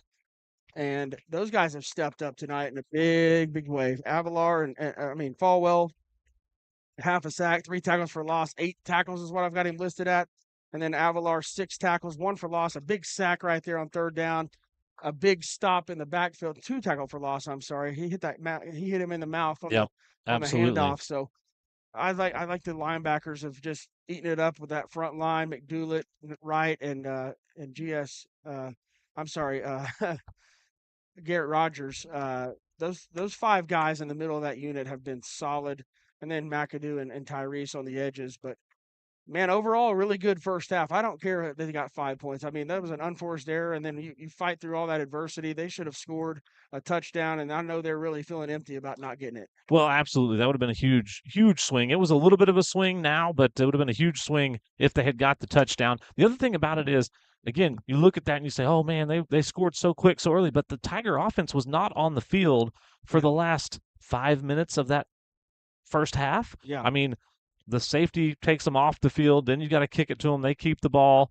And so, that Tiger offense will be back out there to start the second half, and hopefully they can score quick like they have previously. You get a good shot of Coach Ballard out there. I think he's on Cox What communication. are they doing the COVID distancing or what? They're leaving him out there. I bet he's real happy about that. Right. He's trying to get to halftime, make some adjustments, and He's they're like, wanting to interview all him. my buddies left. I got to run out there by myself. Where's the police escort like Bob Right. Stoops used to get? Exactly. At least get him a golf cart or something I like to get the him back old over there vintage quick. sweatshirt he's got on there. Mr. Yeah. Roger, can you get a look at that old sweater? It's an I old know, coach. a That's an little old ball school coach throwback, sweater. right? I know it. If he just cut the neck a little bit like Bill Belichick does. Yeah. He's out be there a in the tough middle look. of that cheerleading. Oh, he's gonna get in the He's background. really going to like this.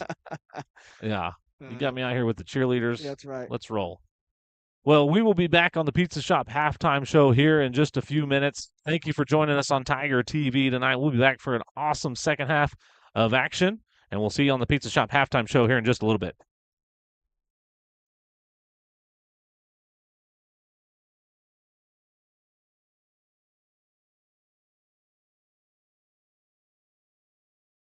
Whether you just came from a workout or you're just out and about, our Social Sips have everything you need to feel good to feel good.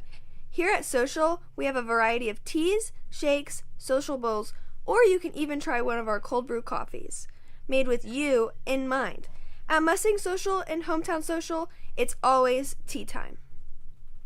At Tactical Pest Solutions, we prevent pests from taking over.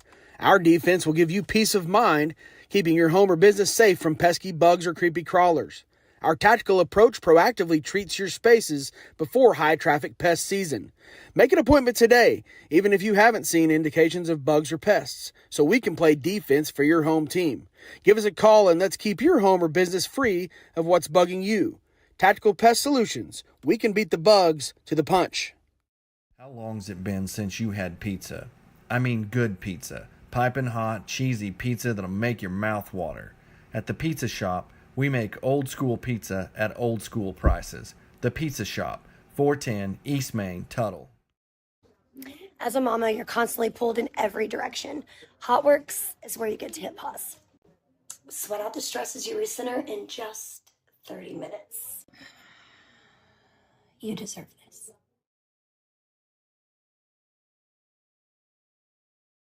Williams Foods, more than just a grocery store. Williams Foods has been serving communities since 1971. That is 45 years strong and counting. We are successful because we offer great service, great prices, fresh produce, and the best meat money can buy. Williams Foods is not just in your communities, we are a part of your community. We donate 1% back to any nonprofit organization, and we donate up to 6 cents per labels to anyone fundraising. Williams Foods, where we still sack and carry out your groceries for you because you deserve it. There's a few things we live by in Oklahoma: honesty, integrity, and hard work. At Triton Foundation Repair, if you don't need foundation repair work, we will be the company that tells you, because when you do need it, we want to be the company that doesn't. Honesty, integrity, and hard work. Triton Foundation Repair.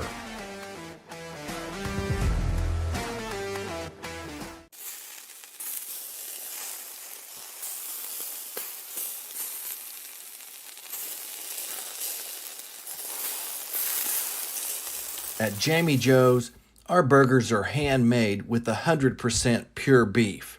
From our grill to your table, you'll love every bite. Jamie Joe's, half-price burgers all day Monday. At Tuttle Christian Church, we love God and love our community. Whether your children are attending in our Safe, Secure Kids building or you're attending one of our worship services, we hope you will experience a moment with Jesus. We hope to see you there. Tuttle Christian Church. Life is complex enough. With decades of experience, Cornerstone Insurance Group makes insurance simple. We can help with coverage for your home, farm, or ranch, coverage for all the drivers, cars, and equipment in and around your house, coverage for your business, large or small, life insurance to give you peace of mind. Call or stop by today, and one of our experienced, licensed agents will shop dozens of insurance companies for you, saving you time and money. Call our office or visit us online at oklahomainsured.com. Stay ahead of the curve and keep your small engines running right this off-season. At Simmer Sales and Service, we have you covered. Bring your equipment over for a full winter tune-up or repair. Our full-service shop is ready for you just 2 miles east of Tuttle. We're locally and family-owned. You'll leave saying, Simmer, good people. The First National Bank and Trust Company presents to you the Tuttle Team Spirit Card. We proudly serve more than 20 area schools and have donated more than $82,000 in 2023. So, what are you waiting for? Support your Tuttle Tigers and make every transaction count. Come by the bank to get your Team Spirit Card today at no cost to you. The First National Bank and Trust Company. Member FDIC.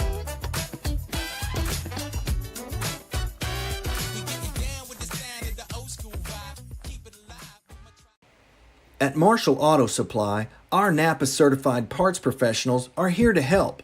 We stock a wide variety of parts and accessories for all makes and models. Marshall Auto Supply. Stop by or call us today. Located in Chickasha or on Main Street in Tuttle. Country Equipment Rentals is the spot for all the tools to help you get those projects done. Whether it's a power washer, jackhammer, stump grinder, or tiller, or if you need something a little bigger like a tractor and brush hog, skid steer, excavator, or even a bulldozer, Country Equipment Rentals is the place to go. Hello, this is Pastor Todd at Snow Hill Baptist Church. We want you to know that you're always welcome at Snow Hill. In fact, we welcome anyone and everyone. We want to extend an invitation that you show up just any Sunday you want to, because we like to say all are welcome here at Snow Hill. At Ortho Central, we're committed to making your life better. Whether it's getting you back to the sport you love, chasing after grandkids, or easing chronic pain. With locations in Norman, Midwest City, and Newcastle. Ortho Central, we're part of your team. High-speed fiber internet is now available from Tuttle Broadband. Get faster speeds, up to 1 gigabyte in the most modern service available. Stream your favorite shows and get connected with no service contract and competitive pricing. Tuttle Broadband. Schedule your installation today. High-speed fiber internet for a more connected Tuttle. Hey Tiger fans, if you're looking for a church home, we have a place for you at First Baptist Church. From children's and youth activities to senior adults, we have a ministry for everyone in your family and would love to have you join us. If we can pray for you, email us at prayforyou@att.net. We love you and hope you have a blessed week. Al's Heat and Air is a proud supporter of the Tuttle Tigers. Serving the Tuttle area for almost 40 years, we work on all makes and models. As a trained comfort specialist, we sell the best and service the rest. Al's Heat and Air, 405-381-3602. Over the years, a lot has changed. Thankfully, in Tuttle, a few things have stayed the same. The people here are still the best, the school's teams are always competitive, and Williams Plumbing Service is still serving the community. For all your plumbing needs, call Williams Plumbing Service. One family serving Tuttle since 1949. Thank you, Tuttle, and go Tigers!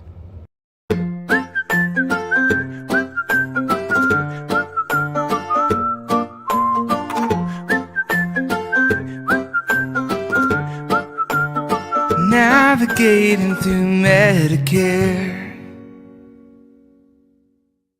Williams Foods, more than a grocery store. At Williams Foods, we pride ourselves on our meats, and we have the best, the freshest, the most tender meat money can buy. There is no better meat in the world. Williams Foods cuts it fresh every day, just the way you like it. Don't be fooled by big box stores that don't cut their meat on site. We do meat right and better than anyone. Williams Foods, where we still sack and carry out your groceries for you because you deserve it. Williams Foods, your fresh meat, fresh produce, and much more store since 1971. Country Equipment is your locally owned full-service dealer of Kubota, Polaris, Skag, and Hustler equipment. Whether it's for 2 or 200 acres, Country Equipment has the Kubota tractor and attachments to help you get the job done. Country Equipment carries a full line of trimmers, blowers, chainsaws, and more from top brands like Echo and Steel. Mowers from brands like Kubota, Hustler, and Skag are sure to keep your place looking great all year round. Plus a full parts and service department for all the brands we carry. Come see us today at your locally owned Country Equipment. Where you call home is important, and when things break, who you call to fix that home is also important. When it comes to heat and air needs, local matters. Bo Kokenauer of Koch's Mechanical knows that, and that's why Koch's Mechanical takes pride in serving the community he calls home. Need your AC service? Let our dad serve you.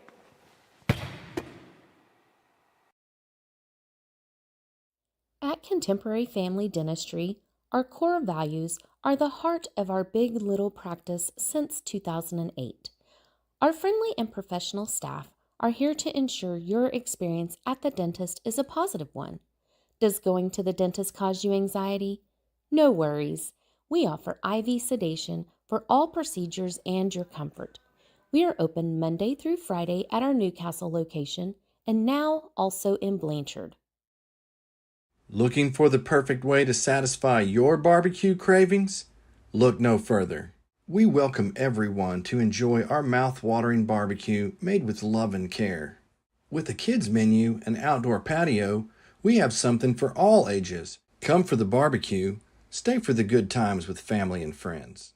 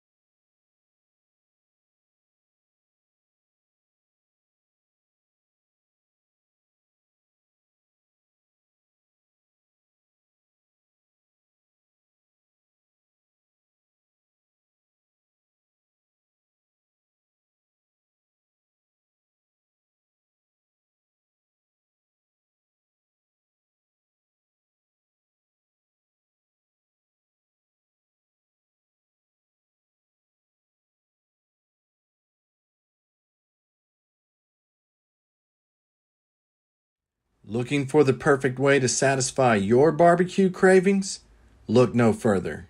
We welcome everyone to enjoy our mouth-watering barbecue made with love and care. Our family-friendly barbecue joint is more than just a restaurant. We're part of the community, and our friendly staff will make you feel right at home. Smokin' Joe's Rib Ranch in Tuttle and Rush Springs. Come for the barbecue, stay for the good times with family and friends.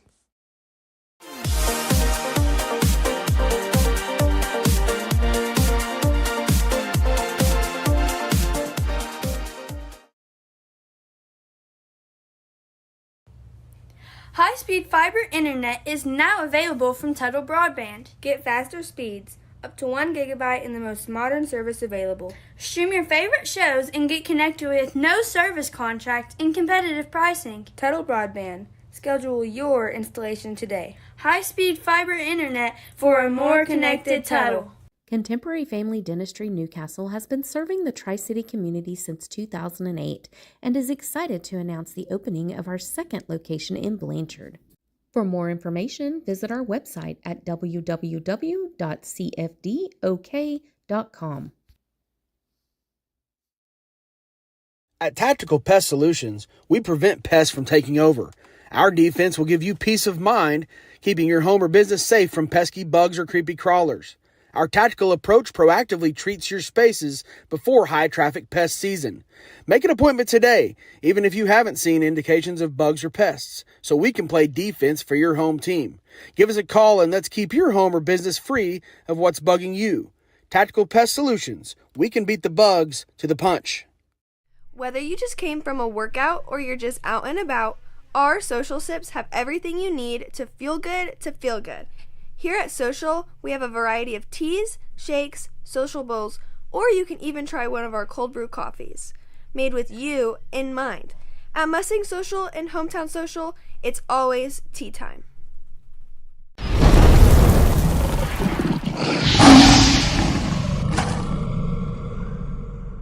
How long's it been since you had pizza? I mean good pizza. Piping hot, cheesy pizza that'll make your mouth water. At the Pizza Shop, we make old school pizza at old school prices. The Pizza Shop, 410 East Main, Tuttle. Welcome back to Tiger TV. Thanks for joining us on the Pizza Shop halftime show. About 5 minutes left in halftime. Overall, first half pretty good. 21-5 is the score. And if you're doing math on your fingers at home, trying to figure out how you score 5 points, Don't worry about it. Don't worry about it. But it's a safety and a field goal for those of you at home. And the Tigers have scored 3 touchdowns. They missed the first extra point, but got a 2-point conversion on the last one. And that offense has been clicking very well, other than the one snafu that led to the safety. And the Tiger offense will be back out on the field to start the second half. So we're hoping they can put some more points on the board quickly and stretch this thing out. We learned last week, in the Bethany Blanchard game, that this Bethany team is not going to go away easy. Just because you've got a 16-point lead. Again, that's 2 touchdowns, folks. That's 2 touchdowns and 2 2-point conversions. And so they're still in this game, and they fully believe that. And so you really want to try and just keep your foot on the gas and put this thing all the way away. Yeah, Tigers have executed for the most part at a pretty high level on offense, and one little, the one mistake, and you can chalk it up to a bunch of different things, being on your 2-yard line and not having a whole lot of breathing room, a little mistake there in the end zone for the safety. But Cruz Campbell's thrown it for 144 yards and 3 touchdowns, 1 to each of his guys. McAdoo, Jalen Lane, and C.J. Simon all with touchdown catches tonight. Roundsville's ran it, I believe, 6 carries for about 20 yards. But he's had some big runs, and the Tigers haven't ran a whole lot of offensive plays because it's been very efficient. So you're not going to have Roundsville in the first half with a ton of carries. Those will probably increase a little bit in the second half, I would imagine. But Tigers pretty efficient on offense tonight, taking advantage of some field position and some mistakes. No turnover for either side so far tonight, but I will say, defensively, it's been really impressive. It was a challenge coming into tonight. These are unofficial numbers, but Luke Falwell, I've got him down for 8 tackles, 3 for loss, half a sack. Tigers have sacked the quarterback tonight, half a sack for Tyrese Gonzalez. McAdoo has 6 tackles and a tackle for a loss. Zarian Kendall with 4 tackles. Avalar has been big tonight as well. 6 tackles, 2 for loss, and a sack, a big sack on third down as they were trying to score there at the end of the first half. McDoulet, 4 tackles, 3 of those for loss. And he's been really big on the line. Nick Wright with a couple tackles, and same with Garrett Rogers. They've been really good up front. The first 3 guys on the line there, the 2 middle linebackers, Falwell and Avalar, playing at a high level. McAdoo's pressured some passes in big ways, broke up a pass, had a touchdown saving tackle to stop the drive and make them snap it again. And those are the kind of things you put on tape for next level, because that's an easy play to give up on. He chases him down backside, tackles him. They get the penalty yardage, push him back a little bit, and then you got guys like Avalar and Falwell making plays on defense, keep them out of the end zone, settle for 3 points, 21-5, get the ball back. And I think you like your chances going out in the second half. You've seen what they're lining up, seen what they're doing. You can go make some adjustments on the fly and open up the playbook a little bit if you need to, or go back to the basics if you want to as well. That might be the best option too. So Coach Ballard and his staff do a really good job at halftime. Coach Lemming probably going to try to cinch down some of the few mistakes they did make on defense, which wasn't a lot. They really played really good defense as a unit. And I think Cruz probably thinks he can probably be a little bit more efficient. He did get moved out of the pocket a little bit more than usual, which happens when you play good football teams. So I thought he did a really good job adapting. Yeah, absolutely. Overall, really good first half for the Tigers. Defense held it together there, though. I mean, the defense really kept Bethany on their heels. They didn't have great field position to start with most of the night, and so the defense playing really well, offense clicking. Again, you just want to repeat that first half with the exception of those few errors and get out of here with a big W. But a couple other teams in action talking about it. State tournaments coming up. Volleyball state going on up in Sapulpa starting on Thursday. Softball state going on in Oklahoma City at Devon Field, the artist formerly known as Hall of Fame Stadium. That's right. And so they'll be up there playing. Do we know their opponent yet? Not sure yet. They might know now. Sunday usually comes out Sunday. Well, you'll know because of the rankings and who advanced. But Tigers will bump up to the 3 seed in the softball state tournament. They've had a great year. We talked about a little bit of last week, but kind of starts with the top. Kinley Swain. I'll tell you, Lily Farrell played one of the best defensive games I've seen from a high school second baseman, boy or girl. She made some plays last Wednesday, this last Wednesday, that not a lot of people make. Skylar Rogers has had a great year at the 3-hole. Audrey Watson in the 4-hole. You got Bella Mejia has been that DP kind of DH figure for them, swinging the bat. Avery Laird swinging the bat, pitching it well. Then you go to the catcher, Avery Lingle, the 9th grader. She's really grown up a lot this year. You've seen the Mahan sisters out in the outfield that have done a great job, kind of a second leadoff type hitters at the bottom of the order. Haley Day's seen some action as well. I hate to forget somebody, but I'm trying to think off the top of my head right now about the lineup. But Ava Canancer has been really good on the mound, the left-hander. She moved here from UConn, I believe, and has done a really good job kind of giving a different look than Avery Laird. Avery kind of throws it hard, and Ava spots it up and moves the ball around left-handed and gives a great look. She pitched really well in a 9-1 victory the other day in the Super Regional Finals. But I'll tell you, it's been just a really impressive year for the Lady Tigers. They've played a lot of really, really good teams. Seen a lot of good competition. Been to some really tough tournaments. 6A schedule. And they get after it every night, and they've set themselves up. I think they really like. There's not just a clear favorite this year in high school softball in Class 4A. There's not just a massive favorite like there normally is at times. And so I think you like your chances if you're Coach Cobb and the Lady Tigers as it comes up here next Thursday. It'll be at Hall of Fame Stadium. Yep, absolutely. You just got to play that brand of softball you've been playing all year. Try and get hot at the right time. That's what it sounds like it's going to come down to in 4A this year. You don't have that dominant force out there anywhere that everybody's sort of trying to avoid. So pretty balanced class, and Tigers got a chance to make a run at it. Yeah, they definitely have a chance to make a run at it, and they played a pretty good Hilldale team last week.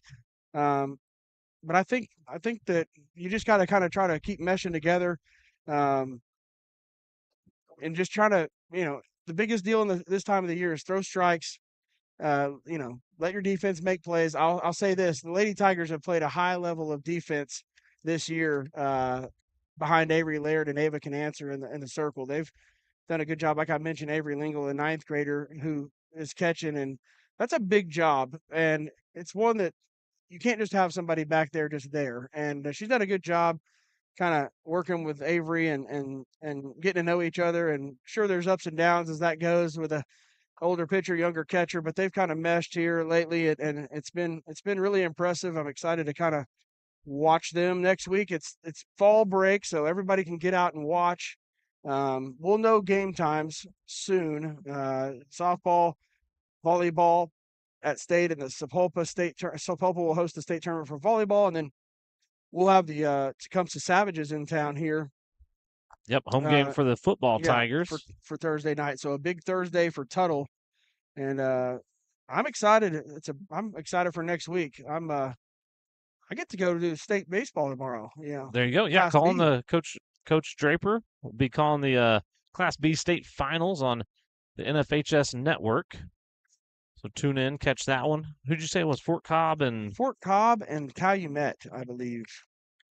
So should be some good fall baseball action. Some of those smaller schools around the state play fall baseball, so it should be a good contest tomorrow morning. I'll be at Little League football.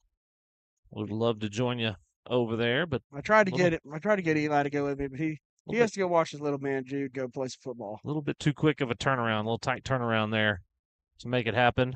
As the Tiger return team is out there, and the officials are making sure they get those knee pads down. Make sure those knee pads are over the knees, boys. Yeah. Point of emphasis. We've had some pretty cool officials in our Little League games and had the same crew 4 weeks in a row, so kind of got to chit-chat with them. And they said, yep, every Wednesday on our call, they're emphasizing that. Yeah. So Mr. Kokenauer, Coach Mechanical, he asked, what happens when the 2-point conversion, the point after, you get 2 points, what do we do for that? And I said, I don't know, maybe I'm going to have to come up with something. He also does Christmas lights, so I might have to, give away a few bulbs or something. It almost tis the season. Fresh 12 minutes on the clock. Thanks for joining us on the Pizza Shop halftime show. Bethany with the psych on the psych out. Fake onside.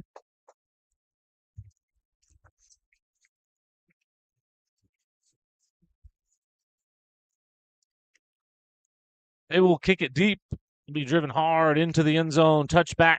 Tigers will take it from their own 20-yard line. Bethany defense will be out there and try and bottle up the Tiger offense, which they have not had much success, except for the one time the Tigers were pinned deep.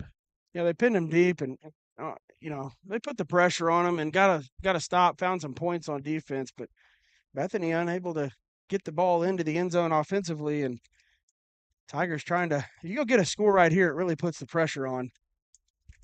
Maybe makes you play some calls you don't want to call right now. 1st and 10 Tigers. Campbell in the backfield. He'll give it to Roundsville over the left side. Got some room.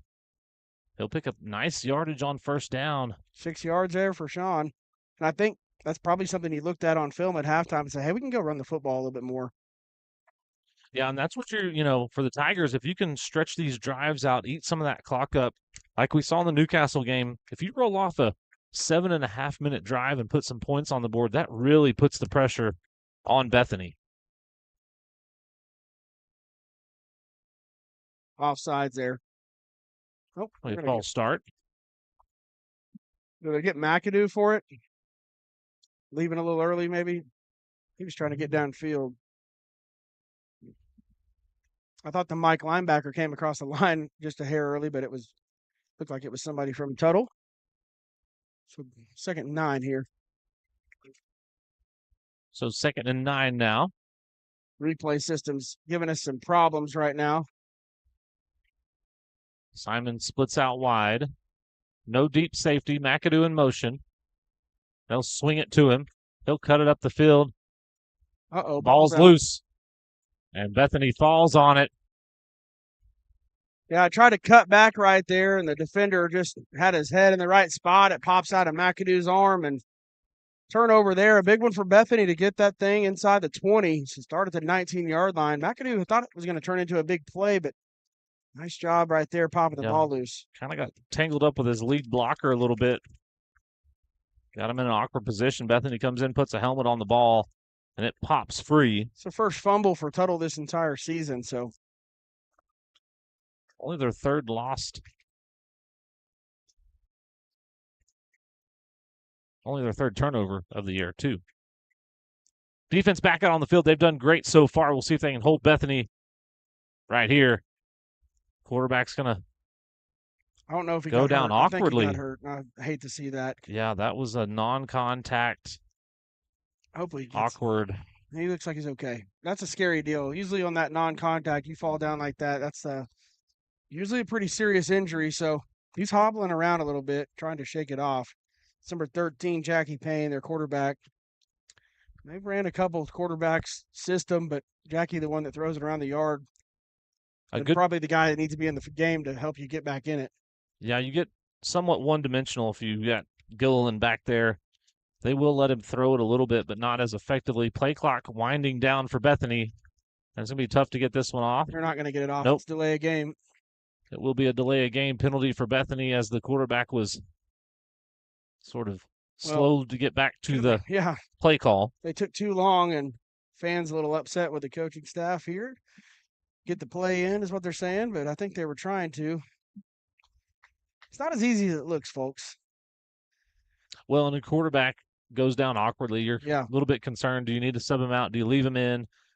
Trying to make that decision. He's trying to get his bearings back, and I think the official was talking to him, and a lot going on there. They'll roll him to the right. Tigers trying to get some pressure. McAdoo. Pressure coming. McAdoo blows him up in the backfield. A little bit late pressure. McAdoo on this far side over here. And coming off the edge, once he realizes that play is definitely going over there and they're not bringing anybody back, he just blitzes in there. That delayed look, if you want to call it that, nobody home to. He's got to stay home if somebody comes out of the backfield or that tight end tries to sneak out. But once he realizes everything's over there, he just pins his ears back and goes and gets them. Making up for a little bit of a mistake earlier and in a big way with a big loss, 3rd and 22 here for Bethany. Bethany's had some sort of dumb luck, if you will, on some of these long possessions, throwing it up and receivers going to get it. McAdoo coming again. Quarterback.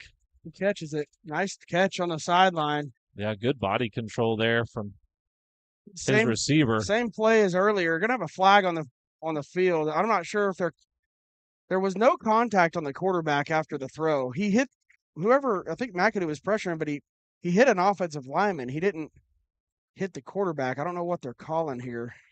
Yeah, I mean, the quarterback avoided all the contact. There's no personal foul for roughing the passer. There was no contact to the quarterback. No, that's a horrible call. Literally was nothing. The quarterback literally threw it and spun out of there to get away. Unless it was super late and our eyes were already down the field. And we missed it. I mean, not sure. A horrible mistake there. Either by the officials or the Tigers. One of the two. Well, it was a good throw, but it could be why. I mean, it was a first down anyway, I guess. But nice job. Tyrese getting in the backfield there, bottling that up, and then Avalar flowing to it. He doesn't make the loss of 3 initial tackle, but he does exactly what he's supposed to do. Sets down, doesn't panic, doesn't leave his feet and dive and miss. You cycle him back in. Here comes 22. Here comes your buddies, and Avalar pays it off again. That's good team football right there. Now 2nd and goal from the 11. That's the stuff that I love seeing. Like guys that do their assignment, stick with the game plan, settle their feet, get it back to your guy. That's how you win championships. Because Bethany's just trying to get that into their athlete's hand and hope somebody makes a mistake. Yep. They'll bring him in motion again. Now 7's going to keep it. Big hole in the right side there. And he'll get into the end zone. Touchdown, Bethany. He kind of collapsed that right side right there and did a good job. Got a man down, but he hops up. But they're going to go for 2 here. Try and get it to 13 points. And again, they've got 14, I guess. I don't know why they gave him 7. 5 and 7 is 12. They've got the score wrong. It should be. There we go. There we go. 21-11. They're again, it's a 2-score game if they go for 2. So I'm guessing Bethany's probably going for 2 most of the time.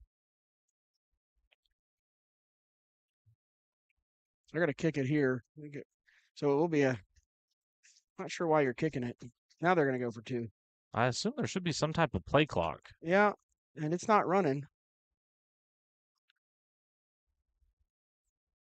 5 coaches for Bethany on the They field. get a couple minutes to run this play. Yeah, they just started, so 20 seconds on the play clock. They had the kicker out there with the block ready to set up, and then they switched everybody out. Keep him out here. It's a big play. Throws across his body. Yep, hits a man in the back of the end zone. Little confusion on the back end there in the zone. The Lane brothers kind of discussing that.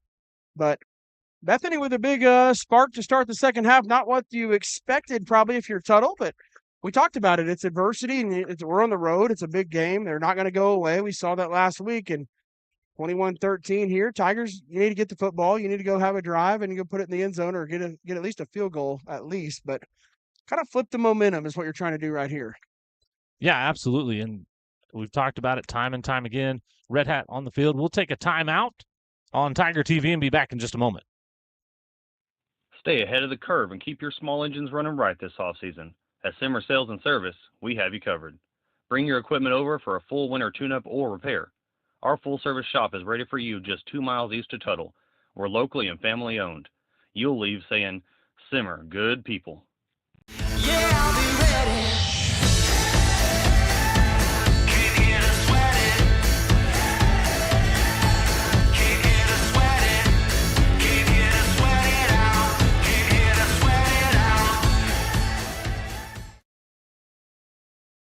How long's it been since you had pizza? I mean good pizza. Piping hot, cheesy pizza that'll make your mouth water. At the Pizza Shop, we make old school pizza at old school prices. The Pizza Shop, 410 East Main, Tuttle. All right, welcome back to Tiger TV. 8 minutes, 33 seconds left here in the second half.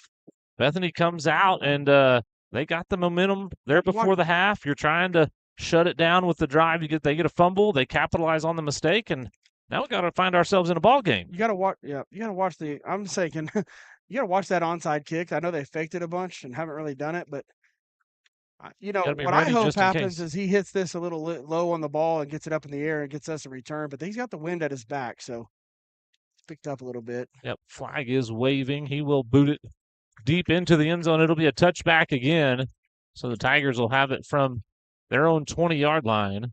And Bethany trying to get the fans pumped up. Tigers trying to squash the momentum that the Broncos have There's a big gained. Big crowd here tonight. When I went down at halftime to go get a refreshment, both end zones pretty full of people. And then home side full, visitor side full. Our band competes tomorrow. They're not here tonight. They got a big competition tomorrow, so our stands took over with fans. Campbell, Roundsville in the backfield. Looking for McAdoo on the sideline. He's going to throw it out to Simon, who's going to go catch it and go down, but it'll be an 8-yard gain. Yeah, 7-yard. Take nice, a step back. Nice set down route right there by CJ, and just a little off balance, but Cruz shows the ability to keep the hips squared and fire that thing out there on the money. Second and 3 for the Tigers. McAdoo is still getting some help over the top. Good job by Sean. Brownsville going to pick up first down yardage, move the chains.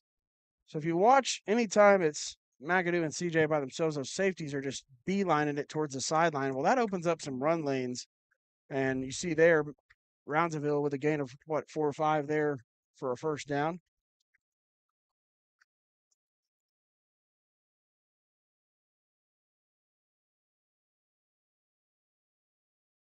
Tuttle keeping it on the ground. Roundsville up the middle, driving. He's going to pick up 9. 9 yards right there. Tough running from Sean, getting behind the big boys. Up front, really good job. Will Garrett kicking out there. Sean finding space underneath. This is where you can take your shot if you get the opportunity. But those safeties definitely helping out over the top as I've Wheeling out. Zarian Kendall's out there, just got, outside the outstretched arms. Safety thinks he did something he didn't. But it was incomplete. Just turned around a little bit, trying to pivot and catch that thing. Sailed on cruise a little bit. So 3rd and 1. Looks like they're taking him out, and here comes Falwell. Here comes quarterback number 11. McAdoo in a wildcat formation. We need 1 yard. Give it to Sticks and get it past him.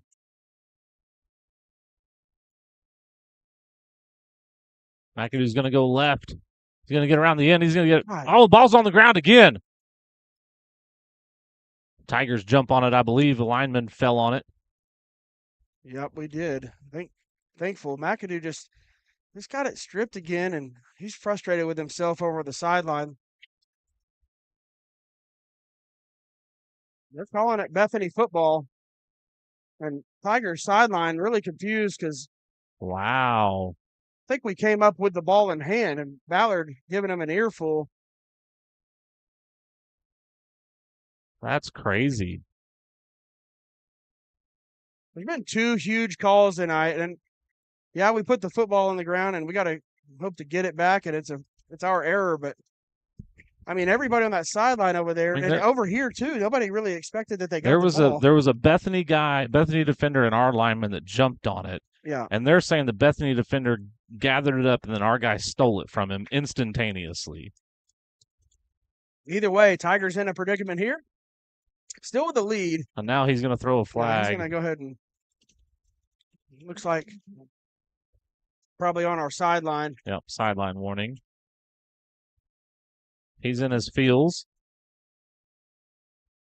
I mean, the guy over there on the sideline there's no yardage. It's a first offense. So 1st and 10 Bethany, another mistake. Tiger defense trying not to let Bethany capitalize. Momentum has definitely shifted.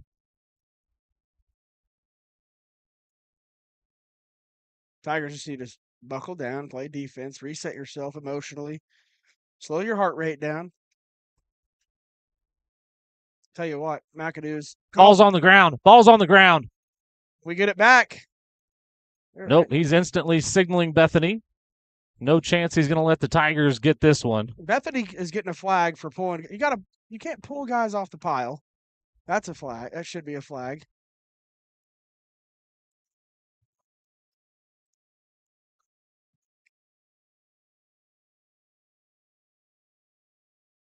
They're calling it Bethany ball. So now they're going to overrule the official on the far side. Lots of excitement here. Second and 12, 13 here. Bethany fans want this called a forward pass for an incompletion. And if there was space between them, the big thing is I don't know that both players didn't have their hand on the ball at the same time. I don't know that there was a pitch per se forward as much as a bobbled handoff because of the proximity. They're going to call it an incomplete pass. So it'll be 2nd and 10. So that's what the call is, and it's probably if there's space there. If there's a centimeter of air between them, it's a forward pass incompletion, batted down. I thought it was maybe stripped away before thrown. It looked like there was almost a mesh, and it was knocked out of his hand as he was. Fortunate break for Bethany, as the breaks have seemed to have gone all their way here as of recent. Defense trying to get a big stop. He's going to look down the field. He's got a man out in the flats. And overthrows it, had a man with a little bit of green in front of him. Well, Rogers was trying to get his hands up and unable to get him, but he's still tall enough to affect the throw as Mr. Payne tried to get it over the top of him and sailed it into the Bethany bench. 3rd and 10. The side officials still. They ran this little hook route down here, this little out route, sail if you want to call it, towards the sideline. Roll Payne to his left and then get just past the sticks. 21 is who they're looking for, I promise you. You got to have eyes on 21. He's got to be the guy you're focused on. And there it is. That is what they're – and he bobbles it and drops it. Incomplete pass. That's exactly who they were looking for. Their playmaker trying to get him in space. He doubles everybody up in receptions, and we got to have eyes on him, and the Jet does a good job If he catches that football, Jet's right there to make the tackle, and maybe he hears the footsteps. Tried to almost jiggle juke right there as he caught it, and it's probably what cost him there. That's a big turnover on downs, and if you're the Tigers, you just need to let's not try to do too much here. Let's just settle back into what do we I think there's a clock discrepancy potentially. why is I don't know that the clock stopped. they're calling it is 4th down. I know that. Did they change the down on the incomplete pass? Yeah. It went to 2nd down on the incomplete pass. That's right. I don't know what they were worried about. Something on the scoreboard, but anyway. Got to catch this punt, not let them pin us deep again. It'll get to the end zone. Oh, batted back. Nope. Touchback. Crossed the goal line, so it'll be a touchback. He Nice did his try best. right there. Yeah. Good effort, and almost another pinned the Tigers deep again. Yeah. So the Tigers will take over. We will take a break on Tiger TV and be back in just a moment.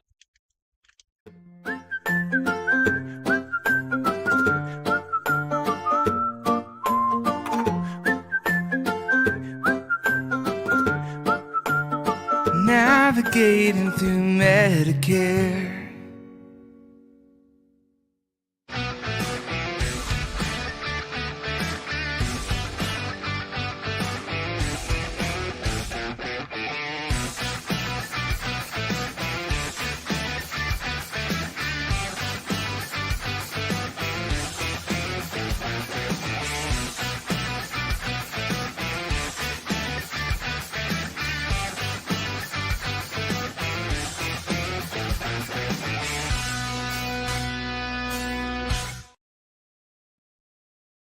All right, folks, welcome back to Tiger TV. 6 minutes, 38 seconds left here in the third quarter. Tiger defense with a big stand.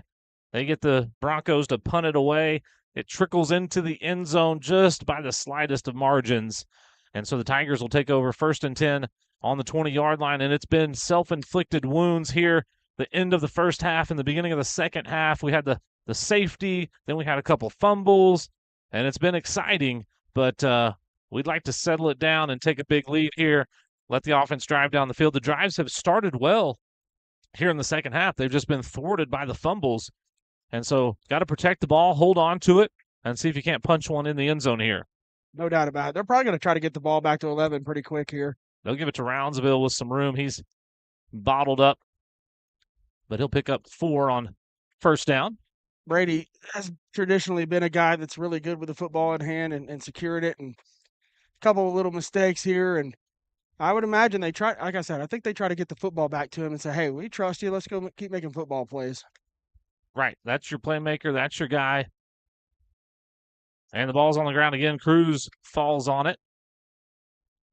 Self-inflicted right there again. Backs you up to 3rd and 11. 3rd and 11, and you lose a play, essentially. Those snaps are critical.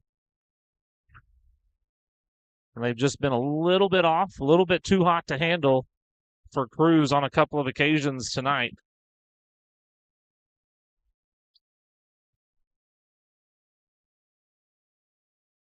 Let your quarterback make a play. You got to protect him here. That's your playmakers going down the field. Jordan Lane open on the sideline. Protect the ball. Gets the 1st down out to the 40-yard line. That's going to be a gain of 20 yards. Just got a guy cramping up, I think, right now. Bethany with a player down. That's number 21.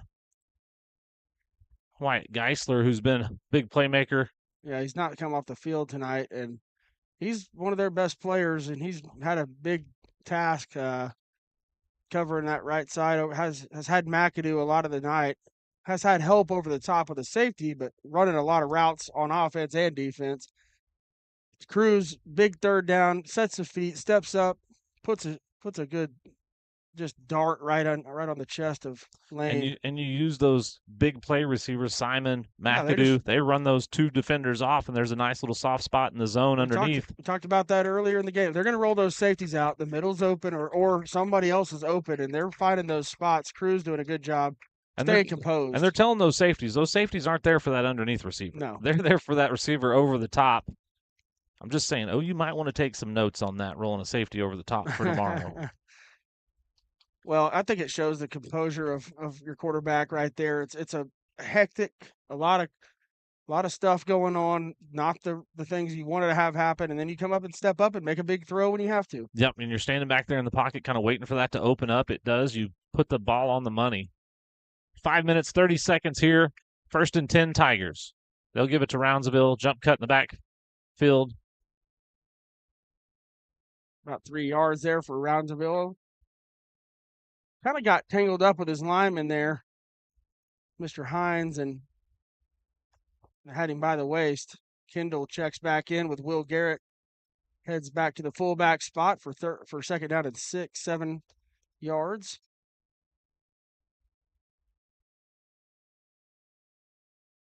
They're going to give it to Roundsville. He'll make a man miss. Got some room still on his feet, and he's going to be bottled up.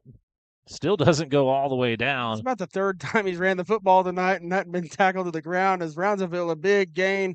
And I think Roundsville is saying, feed me. Yeah. Feed me. We got this. Well, Will Garrett pulls around the left side. Little counter action there, and really good job by Roundsville. Had about 3 stiff arm on the run. Tigers going back to it. Roundsville again. This time he'll be tripped up. Bethany yanking on the ball. They got excited about those turnovers, trying to get another one. He'll pick up 2, maybe 1. 4 minutes, 29 seconds. Not sure why the clock stopped. I don't know either, but they're having a tough time with the clock here at SNU. I think they're saying about 10 seconds should have been off of it. 4:19 it never should have so. stopped. It wasn't a first down. It wasn't anything like that. Trying to signal it up top.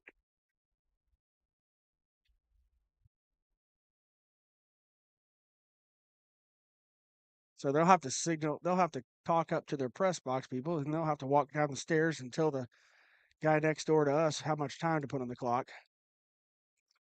4:12 is what they're asking for.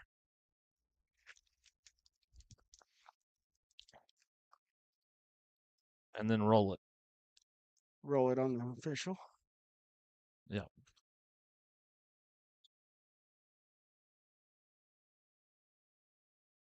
They're still not rolling it. I don't understand this is varsity high school football. They got a flag on the field. They're not rolling the clock. How do you get a penalty when the clock wasn't running? I don't know what happened. They call illegal shift again or something? I'm not sure. I don't know how you get a false start. Well, they're still not rolling the clock. Yeah, I don't know. He's giving. There it goes. The official's really upset, and he's saying, "Hey, that's what I'm saying. This is varsity football." As soon as he winds that arm, as soon as he starts that motion, it goes. Let's go. Right, you're not waiting for him to complete his circles.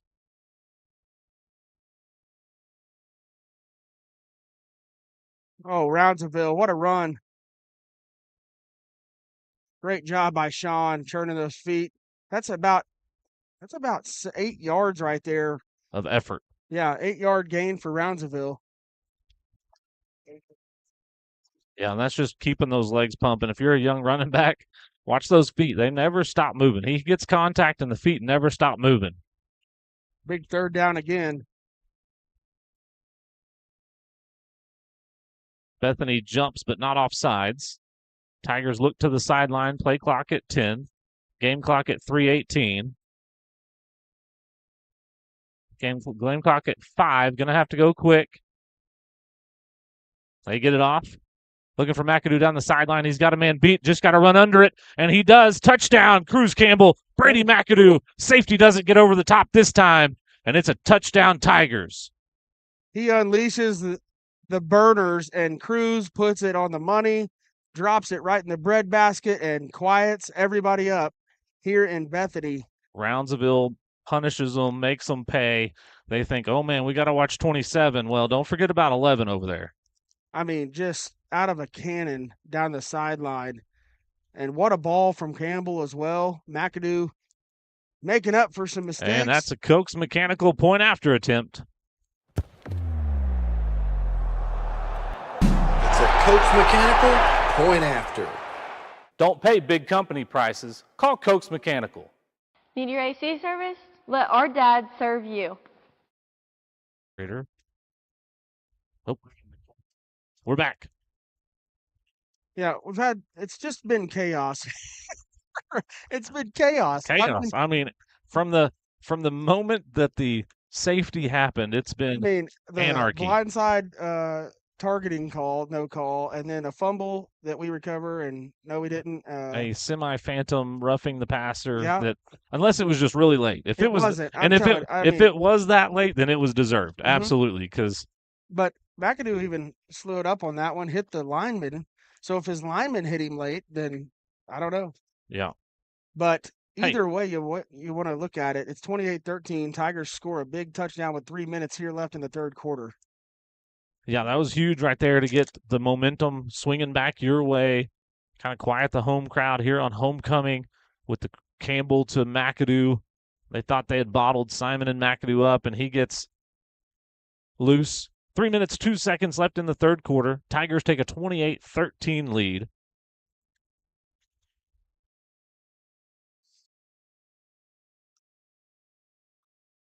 This one's going to be deep but returnable. That's Molaski.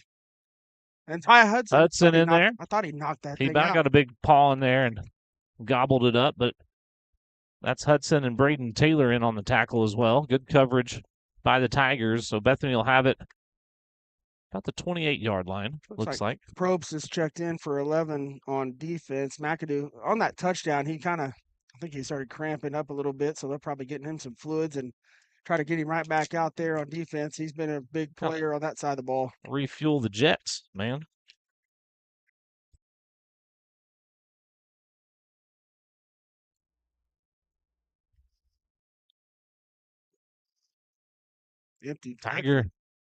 Empty backfield to. Nice job by Wyatt Probst right there. Stepping up in there. Good play defensively. Pick up one on the play.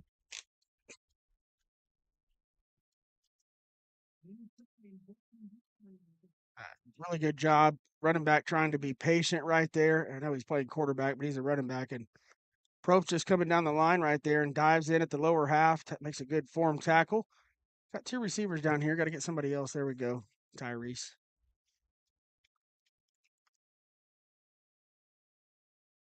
Quarterback pulls it, throws it quick, batted down by Luke Falwell, and he just about caught it.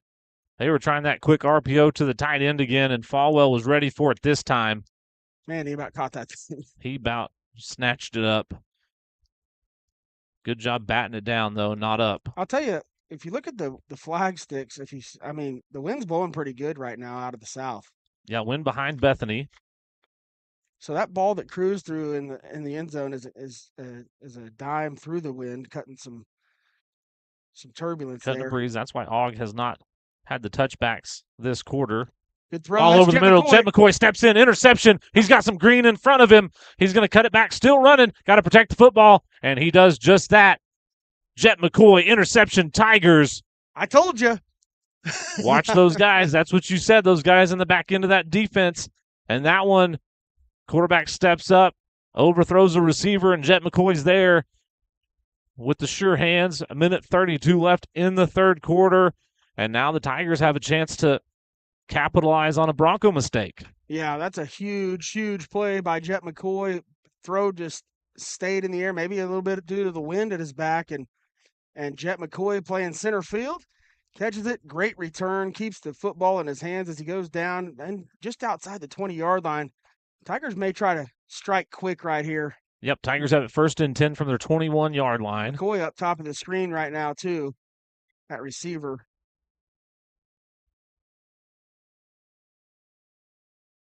He's just going to throw this one away. Ooh. It'll be to the Somebody first row. Made a play up there. Who did Brad McAdoo, it looks like. And that wasn't Brad that almost caught it, though. Good decision there. He had Will Garrett in the flats, but I don't know that he had much room to work either. Get it away. Clock stops with 1:26 left here in the third quarter.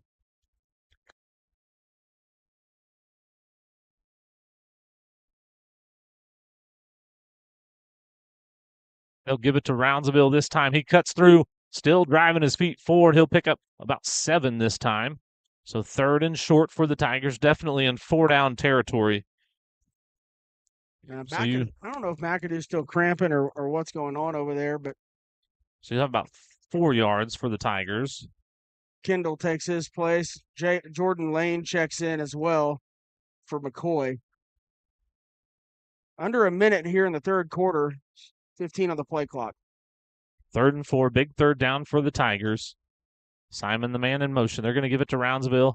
Spins, still driving. Bethany's got him bottled up. I think they're too busy cranking on the football to take him to the ground. But here you go, 4th and 5 now. Loss of 1 on the play. Well, and you can almost run this quarter out, but not quite. Into the wind here on the field goal. Into the wind. You don't have to go for it. And again, you don't have to go all the way to the end zone. You got to get past the sticks. You get a new set of downs if you get past the chains. 17 seconds on the play clock. Tigers have plenty of time to work. 23 on the play clock. Play clock down to 10. They subbed him in off the sidelines.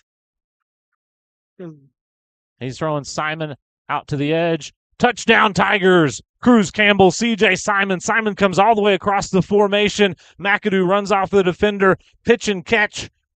And that's another touchdown for the Tigers. You throw McAdoo in at the last second. He's been out all drive. He cuts across to the goalpost. Everybody goes with him. C.J. Simon, backside pylon. Cruz Campbell into the wind, crosswind, dumps it right into his lap. Another beauty from number 12 and another touchdown for C.J. Simon and the Tigers. And Garrett Hogg in. And that's a Cokes Mechanical point after attempt. It's a Cokes Mechanical point after. Got AC trouble? Call our dad. Bo knows heat and air. When it comes to heat and air needs, local matters. All right, welcome back to Tiger TV. And the momentum continues to swing towards the Tigers as they take a 35-13 lead with 9 seconds left. We talked about it before the game. Keys to the game, that second one, handle adversity. Handle adversity. You're going to get punched in the mouth. You're going to have some mistakes. Bethany's a good team. They're going to capitalize on some of those mistakes. And here's the Tigers responding to that adversity. And when things get tough, go to your playmakers. You know, when things get tough, find 11, find 5, get them involved, and find a way to put the ball in their hands. McAdoo put the ball on the ground a couple times, but he bounces back. He's a pretty gritty kid, and he does a good job. But that last touchdown, Cruz Campbell to C.J. Simon on a touchdown pass tonight for Cruz Campbell as well. Garrett Hogg puts a boot into this one. It'll be returnable. Donnie Schluter trying to get down there. Does a good job getting contained, though. That's right. Ty Hudson with his 3rd tackle on special teams tonight. Good job by Ty. Has had the last 3 kickoff tackles. I just want to give my hats off. Coach Matt Brand and Barrett Shoup, co-offensive coordinators. Coach Shoup spent a long time at Cushing High School. Coach Brand comes from Mustang.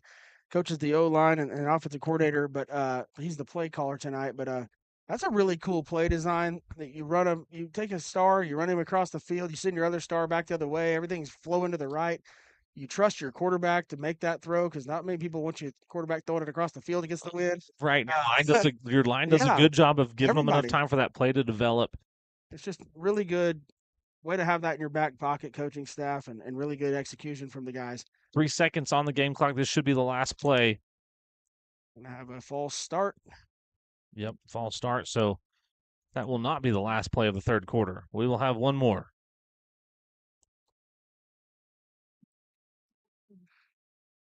So they'll start behind the sticks with 3 seconds here. Tigers have deflated the homecoming crowd here on the road in the last, 3 minutes Yeah, of gameplay. absolutely. It's Bethany been, came out and sort of took the wind and filled their sails. Now they're going to throw it down the field. almost And into the sails hands. over one receiver short of the second, and that will be the final play of the third quarter. Tigers are going to take a 35-13 lead into the fourth here in Bethany tonight. We'll be back on Tiger TV after a break. Al's Heat and Air is a proud supporter of the Tuttle Tigers. Serving the Tuttle area for almost 40 years, we work on all makes and models. As a trained comfort specialist, we sell the best and service the rest. Al's Heat and Air, 405-381-3602.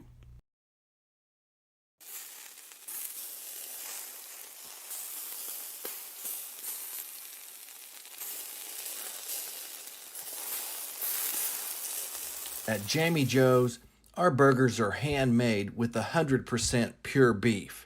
From our grill to your table, you'll love every bite. Jamie Joe's, half-price burgers all day Monday. Well, folks, I know our replay machine broke down a little bit here tonight. Technical difficulties, so you haven't been getting your HotWorks Mustang hot plays, replays. But man, have there been some HotWorks hot plays here in the last 3 to 5 minutes. We're doing the HotWorks. We've been trying to do the HotWorks Mustang verbal recaps for you. If we don't have the video replay working, not our fault. It's just a system failure here on the road, and that sometimes happens. But I mean, Cruz Campbell was 5 touchdowns tonight. Brady McAdoo, 2 of them.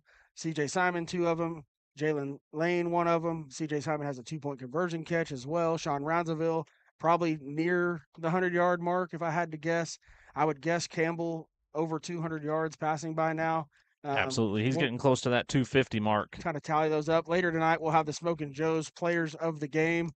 After the game, if you'll check Twitter, we'll talk to those Smokin' Joe's players of the game. We'll probably talk to Coach Ballard following tonight's game as well, and those will be posted on the Tuttle Tiger TV Twitter page, and you can follow there. After the game, 107.7 The Franchise, usually about 10:10 p.m. I go on and recap with Randy Heights over there at this franchise, so we'll try to get that updated to you later.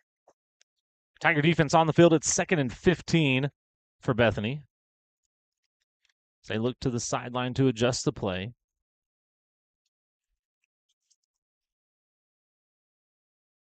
Trying to throw it quick out to the sideline.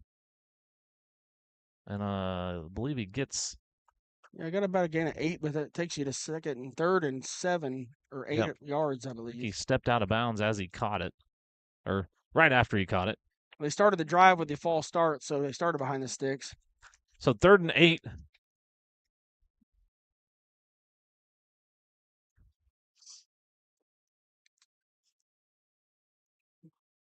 $11:54 here in the fourth. Yep, clock stopped when he stepped out of bounds. 10 seconds on the play clock. Bethany's still getting set. 6 seconds now.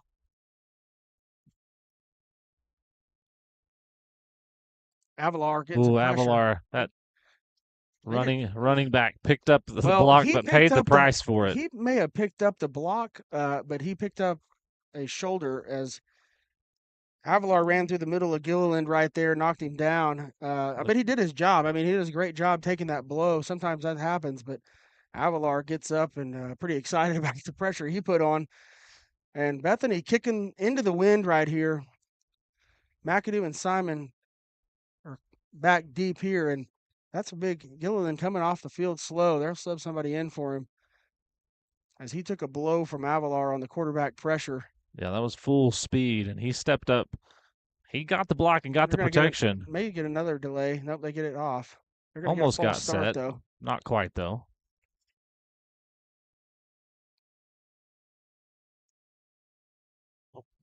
Brady, show off the arm and chunk that thing downfield. There it is. Look at that. Money. He threw it all the way back to the punter. Got the wind at his back. Got to show it off. That's right. That's your chance, Coach. Spiral? Coach, you see that? That was a nice tight spiral. So Bethany snapped it before everybody was set, trying to get it off before the play clock expired. Now the play clock's not running, so that's nice. Tyrese Gonzalez trying to bring some pressure. McAdoo will let it hop, field it on the one hop. And then he's streaking down the sideline, going to have a nice return and then some, and here he goes. Brady McAdoo, punt return. C.J. Simon blows him up. That is not a crackback block. That is face-to-face, mano-a-mano, and C.J. Simon won it, and Brady McAdoo, touchdown on a punt return.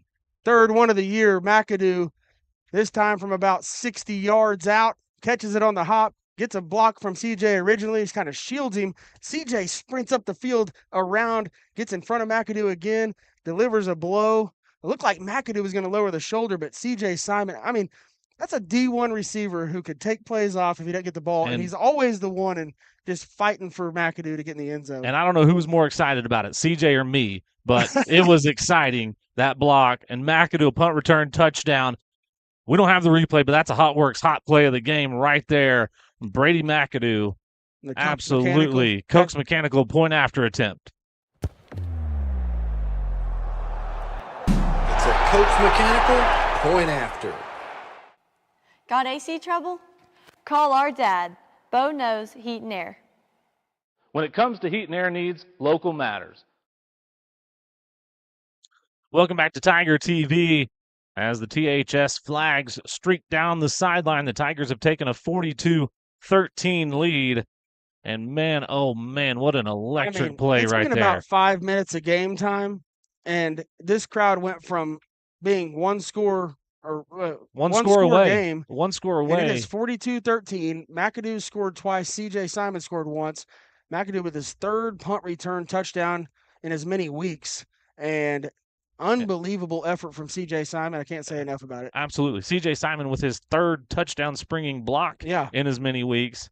And we talked about the blocking with Coach Bell last week after the game. And, man, those guys take pride in their blocks, and they are tough. That's a little bullet. Screamer.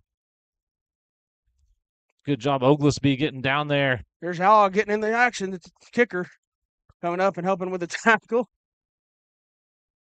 I love Garrett Ogg. That was a missile. He struck it, got a little outside of that thing and wrapped it on the ground, but good job getting downfield and tackling, keeping that thing from getting returned. Sometimes they got so much space, they get a lot of that yardage back just from time the coverage team gets down there. Yeah, the ball gets there too quick. So Bethany takes over 1st and 10 on the 37-yard line. 11:22 left. So only 48 seconds have come off the clock since the fourth quarter started. And Brady McAdoo scored. Yeah, quick. Gilliland in the game. Lane steps up, chops him down. Good tackle there. Probst and Bethany get tangled up. They're all off the ground and back to their sides. Gain of 6 for Bethany on that play. Got some of the moms not happy. Hey, calls. That's mean. But it's football. It happens. 2nd and 5 for Bethany now. Trying to get into Tiger territory here in the fourth quarter. It's been all Tigers for about the last 5 minutes. Bethany was trying to stage a comeback, and the Tigers have put the clamps on that. Oh, Gilliland's going to break free. Lane comes through. He stays on his feet. Now Falwell brings him down, but I think Gilliland took another big hit. He's slow to get up again. That's a tough runner. He's a tough kid. That's a really good run by him, and staying on his feet. He wants the football again. I tell you that. He's signaling to the sideline, let's go fast. And Bethany needs to go fast and make up a little ground as they're down. Tigers look like they had him bottled up there, and he just kind of popped free through the middle. And good job, Lane, coming over, chopping him down. Most guys go to the ground after a good tackle. That's a good tackle by Lane. I mean, those DBs normally don't try to wrap up. They take the legs out, and those legs are thick, melting in the backfield now. They'll give it to him. He kind of stumbles forward as he was hit. I don't know that he was really tackled as much as he was hit. Falwell, last 2 tackles there. He'll get credit for that one. That's 10 tackles for Luke. 2nd and 6 now for Bethany. Clock continues to run. 9 minutes, 44 seconds left here in the fourth quarter.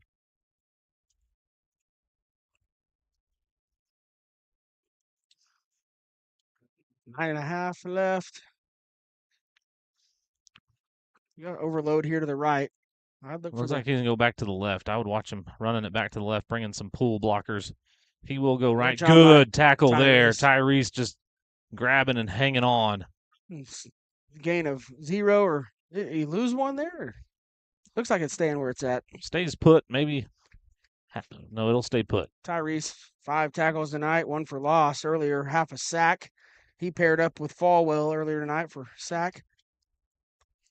Tiger defense playing really good tonight. Well, you give up a chunk here and there, but settle in. See if he's throwing the football. It's 2-down territory for sure. Pressure coming. Falwell in pursuit. He stumbles, but he's running. He's going to get in the end zone. Touchdown, Bethany. And they're just going to, I think they're going to stick with Gilliland the rest of the game here. I don't know why you wouldn't. He's done a good job leading the offense down the field for a score. Some tough runs right there. I mean, credit to him. He took a big blow. We thought he might be hurt, and he took some big shots on those runs earlier this drive and has stuck in there, played hard for his team, and finds the end zone here. 8 minutes, 44 seconds. Bethany looks like they're going to go for 2 here, try and cut the lead in half.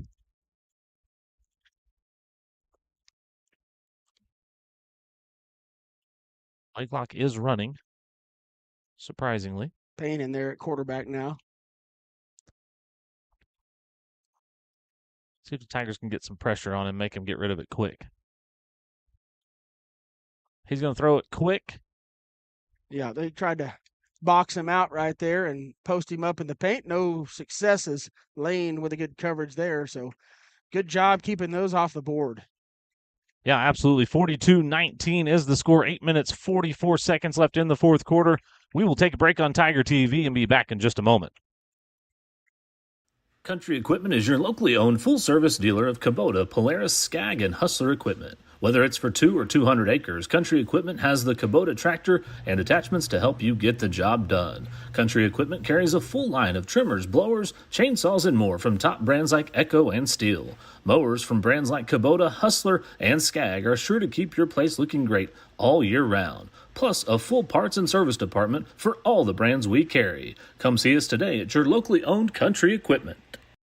Looking for the perfect way to satisfy your barbecue cravings? Look no further.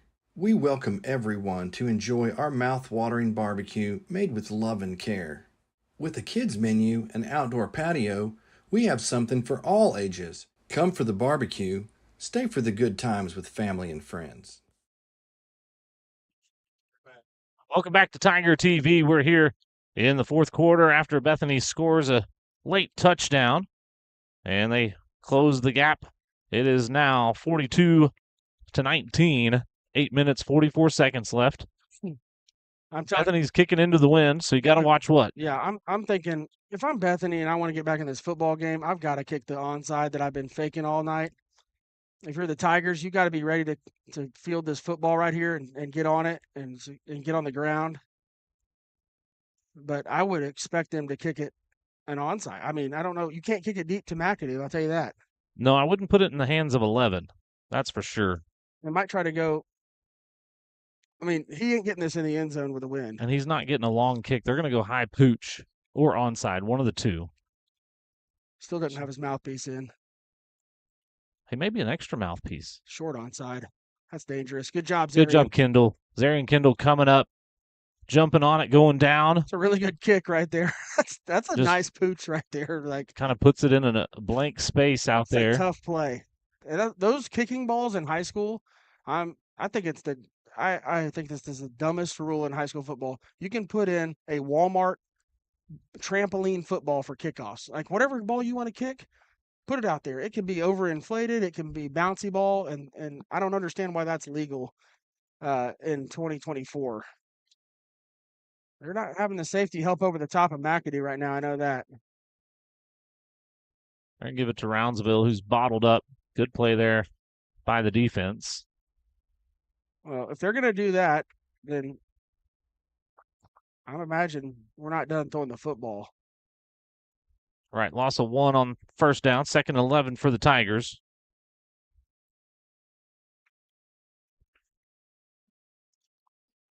Roundsville's a rare loss for half a yard or a yard for Roundsville there. Tigers milking the play clock a little bit here. Letting it wind down. It'll get down to about 8 minutes. before they snap this. I think McAdoo's got a chance to make a play right here. They'll give it to Roundsville, who cuts back, tripped up, falls forward for a couple. Pick up about 3 on that play. Kind of wondering what they're, I understand you don't want to just throw the football and kill the clock right now, too. I'm not second-guessing Coach Ballard and staff. But I do know 11's one-on-one. Yeah, he's pretty good when he's one-on-one, too.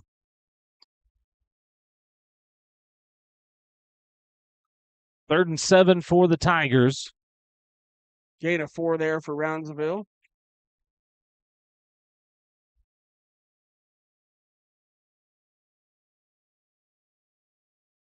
They'll fake McAdoo. Sets Nice it down. throw. Nice pass there. Zarian Kendall can't quite come up with it. Thought he had it. Good throw right there. Puts it where only he can maybe come up with it. It's a tough play to make, but I'll tell you, they were trying to get McAdoo to set down out here, and good job by number 21 there, Wyatt Geisler, just covering McAdoo up right there, and Cruz had to bail on it. McAdoo with the wind at his back. He's got a good boot on him, and try to pin the Broncos back deep here. It's going to be high punt going towards the sideline. It'll go out of bounds short. No chance at a return, though. The Tiger defense has played well. Gilliland had the touchdown on the last offensive drive. I think we'll see more of Gilliland taking the direct snap up the middle here, but they are going to roll the quarterback. Looks like number 13's heading out there. We'll see if Jackie Payne or Gilliland comes in at quarterback. They've been splitting Payne out at receiver when Gilliland is in there at the quarterback. So 7 minutes, 6 seconds left. 42-19 is the score. Bethany has good field position. Their 45-yard line.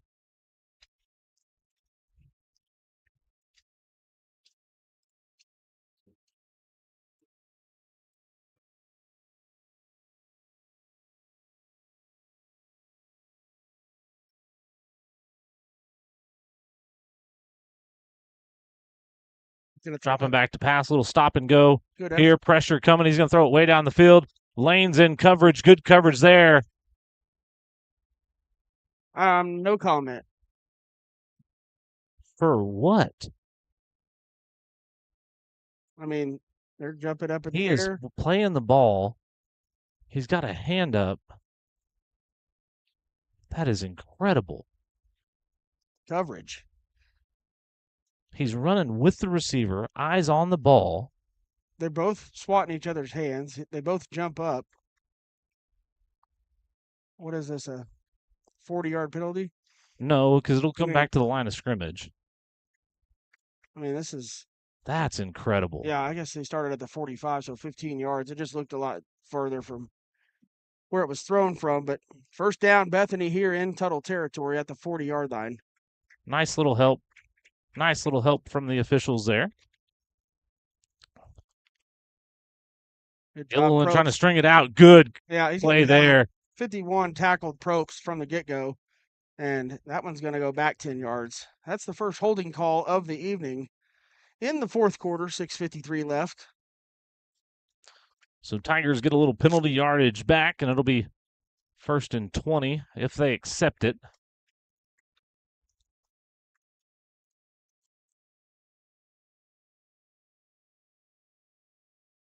I'm sure right now with the lead, you probably let them go ahead and push them back because it takes 7 really probably out of the run game. You got to go throw it now. I'm not sure. Well, they threw it with him down the field there. If you throw it up and get a I don't think it was a very good ball. Pass interference call. Yeah. That's 15. Yeah. Fortunately, it's not an automatic first down. Roughing the passer, roughing the kicker, the only automatic first downs. 6 minutes, 45 seconds left here in the fourth quarter. Payne in there at quarterback now. Gilliland behind him. Pressure coming. Kendall. Oh, thought Kendall was going to be able to get in front of that one right there. Good job by Lane. Cam McDougal in there bringing pressure in the face, making him throw it a little early. Clock will stop with 6:33 on the clock here in the fourth quarter. I mean, Lane was in perfect coverage right there. Kendall playing the high safety, reads the quarterback. He got hit on the throw there as well. I'm not exactly sure who got pressure. It's Cam McDoulet. Okay. So McDoulet gets the body on Mr. Payne. Beat a block and did a good job of kind of letting him go. He still went to the ground, but didn't really pounce on him.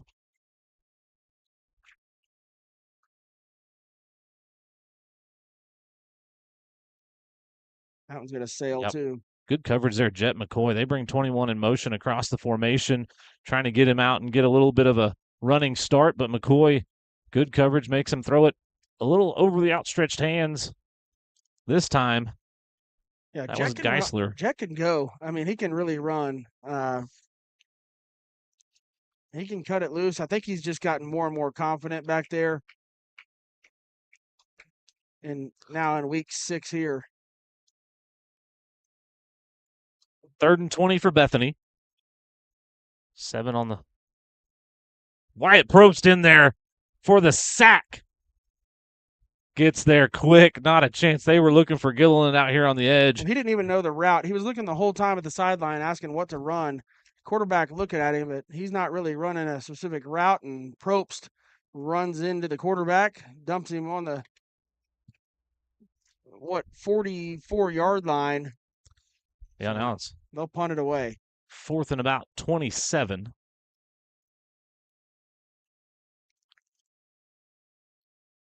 Four sacks tonight for the Tigers. Clock should be running, right? Yeah. I don't know why it's not unless they call the timeout.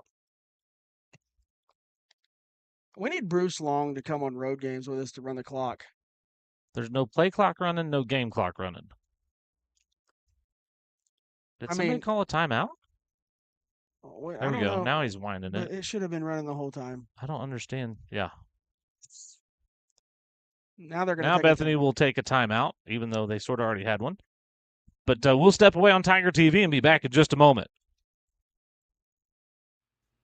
Country Equipment Rentals is the spot for all the tools to help you get those projects done. Whether it's a power washer, jackhammer, stump grinder, or tiller, or if you need something a little bigger like a tractor and brush hog, skid steer, excavator, or even a bulldozer, Country Equipment Rentals is the place to go.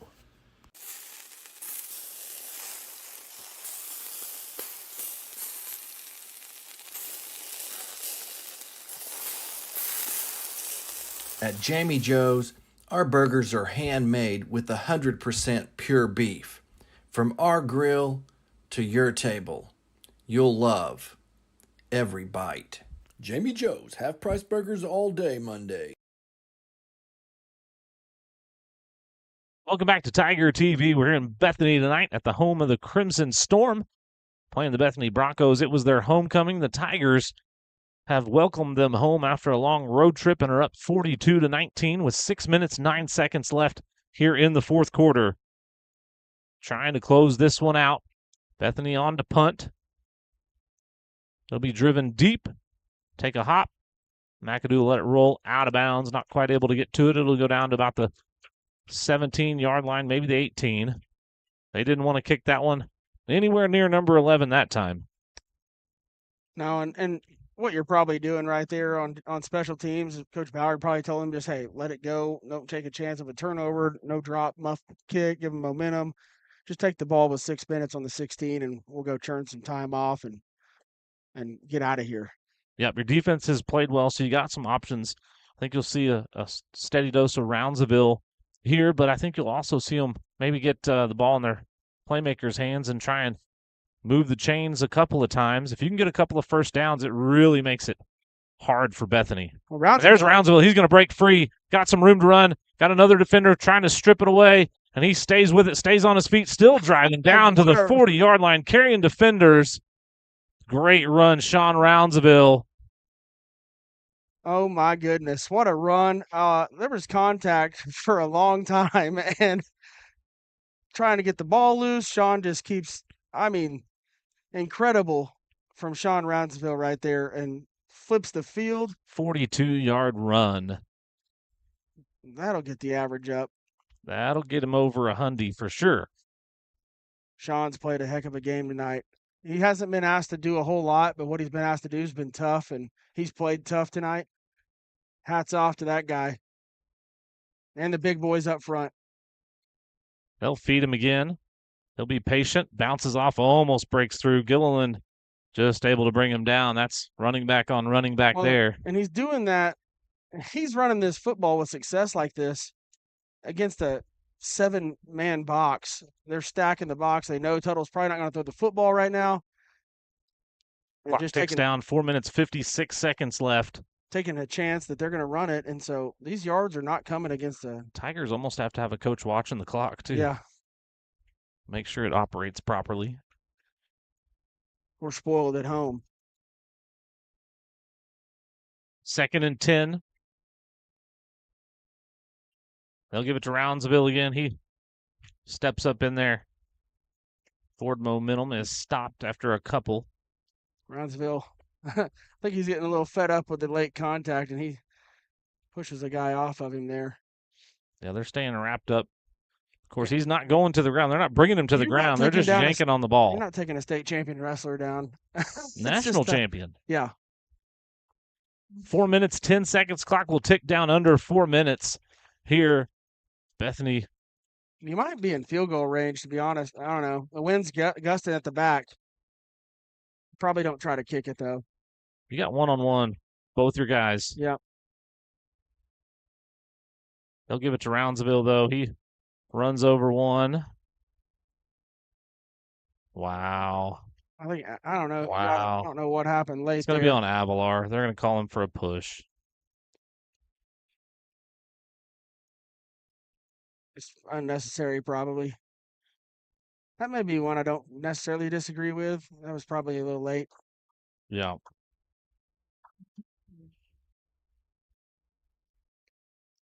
But if you're Bethany right there, I don't know. Well, I guess you'd have to take the personal foul.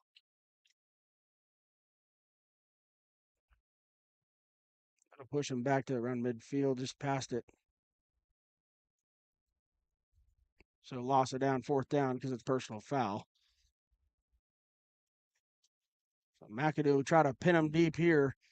And this is the range where you can kind of just kick it as far as you can right here, because you're going to have the wind at your back, and you're kicking it from on the other side of the 40 here. Yeah, you'd love to pin Bethany deep with 3 minutes and 42 seconds left.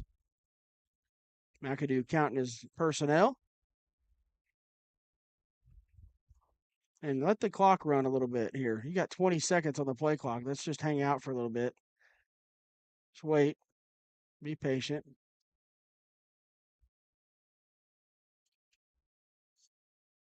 Ten seconds on the play clock. Snap.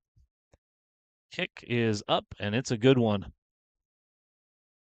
I think CJ was looking for the ball right there, trying to down it, and it was caught right in front of him. But good job by the Tigers. Yep. Jet McCoy and Gage Goodwin down there on the stop.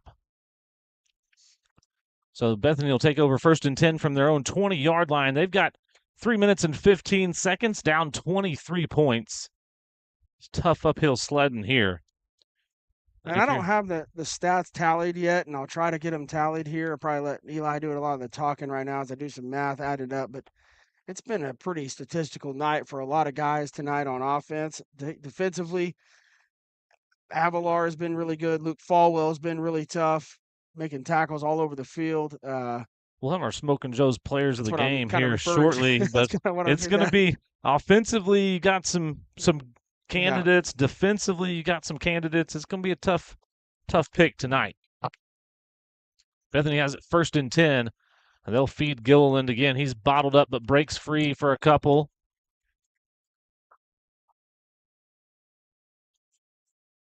He'll pick up 4 on 1st down. It'll be 2nd and 6. And Bethany's going to stick with the ground game, which keeps the clock rolling, which if you're the Tigers, you're just fine with that. A couple of guys coming in the game for the Tigers. That's number 49 checking in the game. Jaden Taylor at linebacker. Big Kel Harriman coming in the game on the line there. He's played some snaps tonight. Turner Lemming at linebacker as well. Hudson and Probst in the game. They're going to keep it on the ground. Baker does a good job fighting through, trying to get an arm around there. Had a good push from that defensive line. They'll pick up a first down, which will stop the clock for just a few seconds. But 2 minutes, 15 seconds on the clock. Clock continues to run. Number 20, Caleb Yantz checking in the game. Defense has played a really good game tonight. They've been huge. They've only given up 2 touchdowns. Gave up a field goal as well, but that was a big stop on the field goal in the first half. 1 minute, 55 seconds left. Bethany's got 1st and 10. They're going to keep it on the ground. Ty Hudson's in there quickly. Bethany just keeping it on the ground, going to run this clock out. Minute 39. 2nd and 9 for Bethany. Tigers came over here tonight, jumped out to an early lead. Bethany tried to come storming back like they did against Blanchard, not quite able to get it back as the Tigers slammed the door shut. Bethany got it within 1 score, and then the Tiger offense came roaring back with McAdoo, Cruz Campbell, C.J. Simon.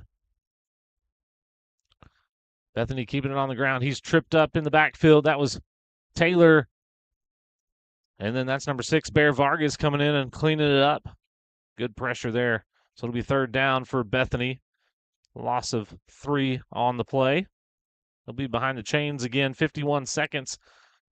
Smoking Joe's players of the game. Offensively, I've got a candidate in mind. And he just happened to have, 6 touchdown passes tonight? 5 touchdown passes tonight? 5 touchdown passes, and then McAdoo had the punt return. Cruz Campbell had a fantastic night tonight. Quarterback runs it. Tigers gobble him up. It'll be 4th down for Bethany. And that should be the last play of the game there. As time will run out, the Tigers are going to come to Bethany on homecoming, and they're going to walk away with a 42-19 win. A good victory, hard-fought game. And that's what the Tigers needed. The Tigers needed to come over here, have a hard-fought victory, face a little adversity, overcome that adversity, and get away with the victory. So that is it, 000.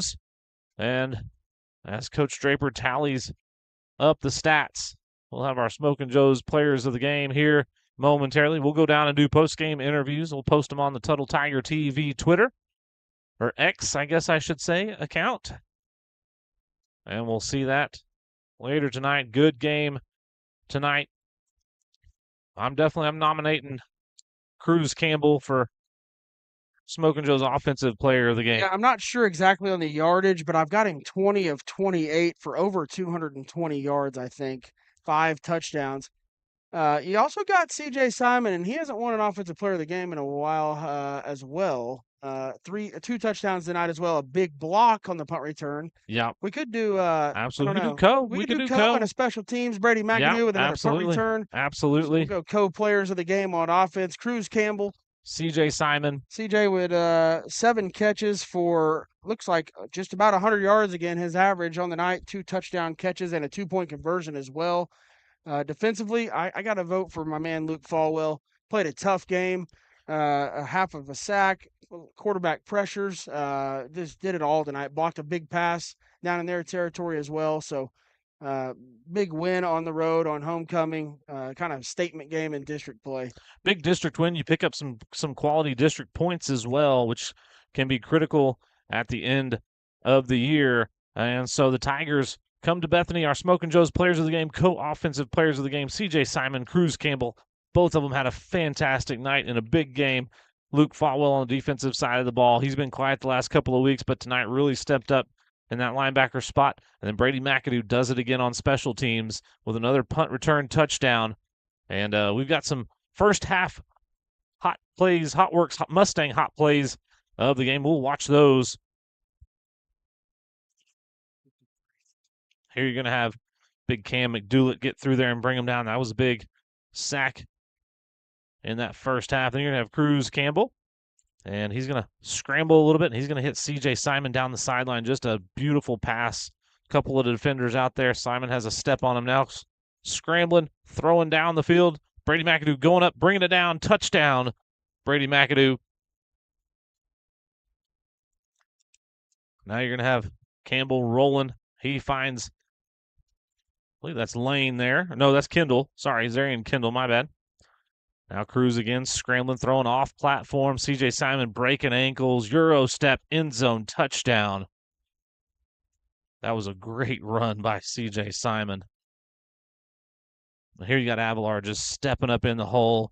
Big stop to thwart a Bethany drive. And again, Tigers come on the road, get a victory, a good win, good district win. And we'll be back at home next week. Tecumseh comes to town. It'll be a Thursday night game, 7 o'clock kickoff, but it'll be on Thursday night. So, folks, stay tuned.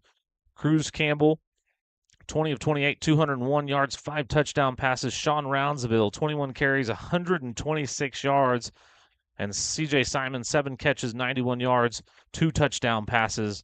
Then McAdoo had a touchdown reception and a punt return touchdown of 60 yards. 2 touchdown catches and a punt. So 2 touchdowns. Yep. Yeah.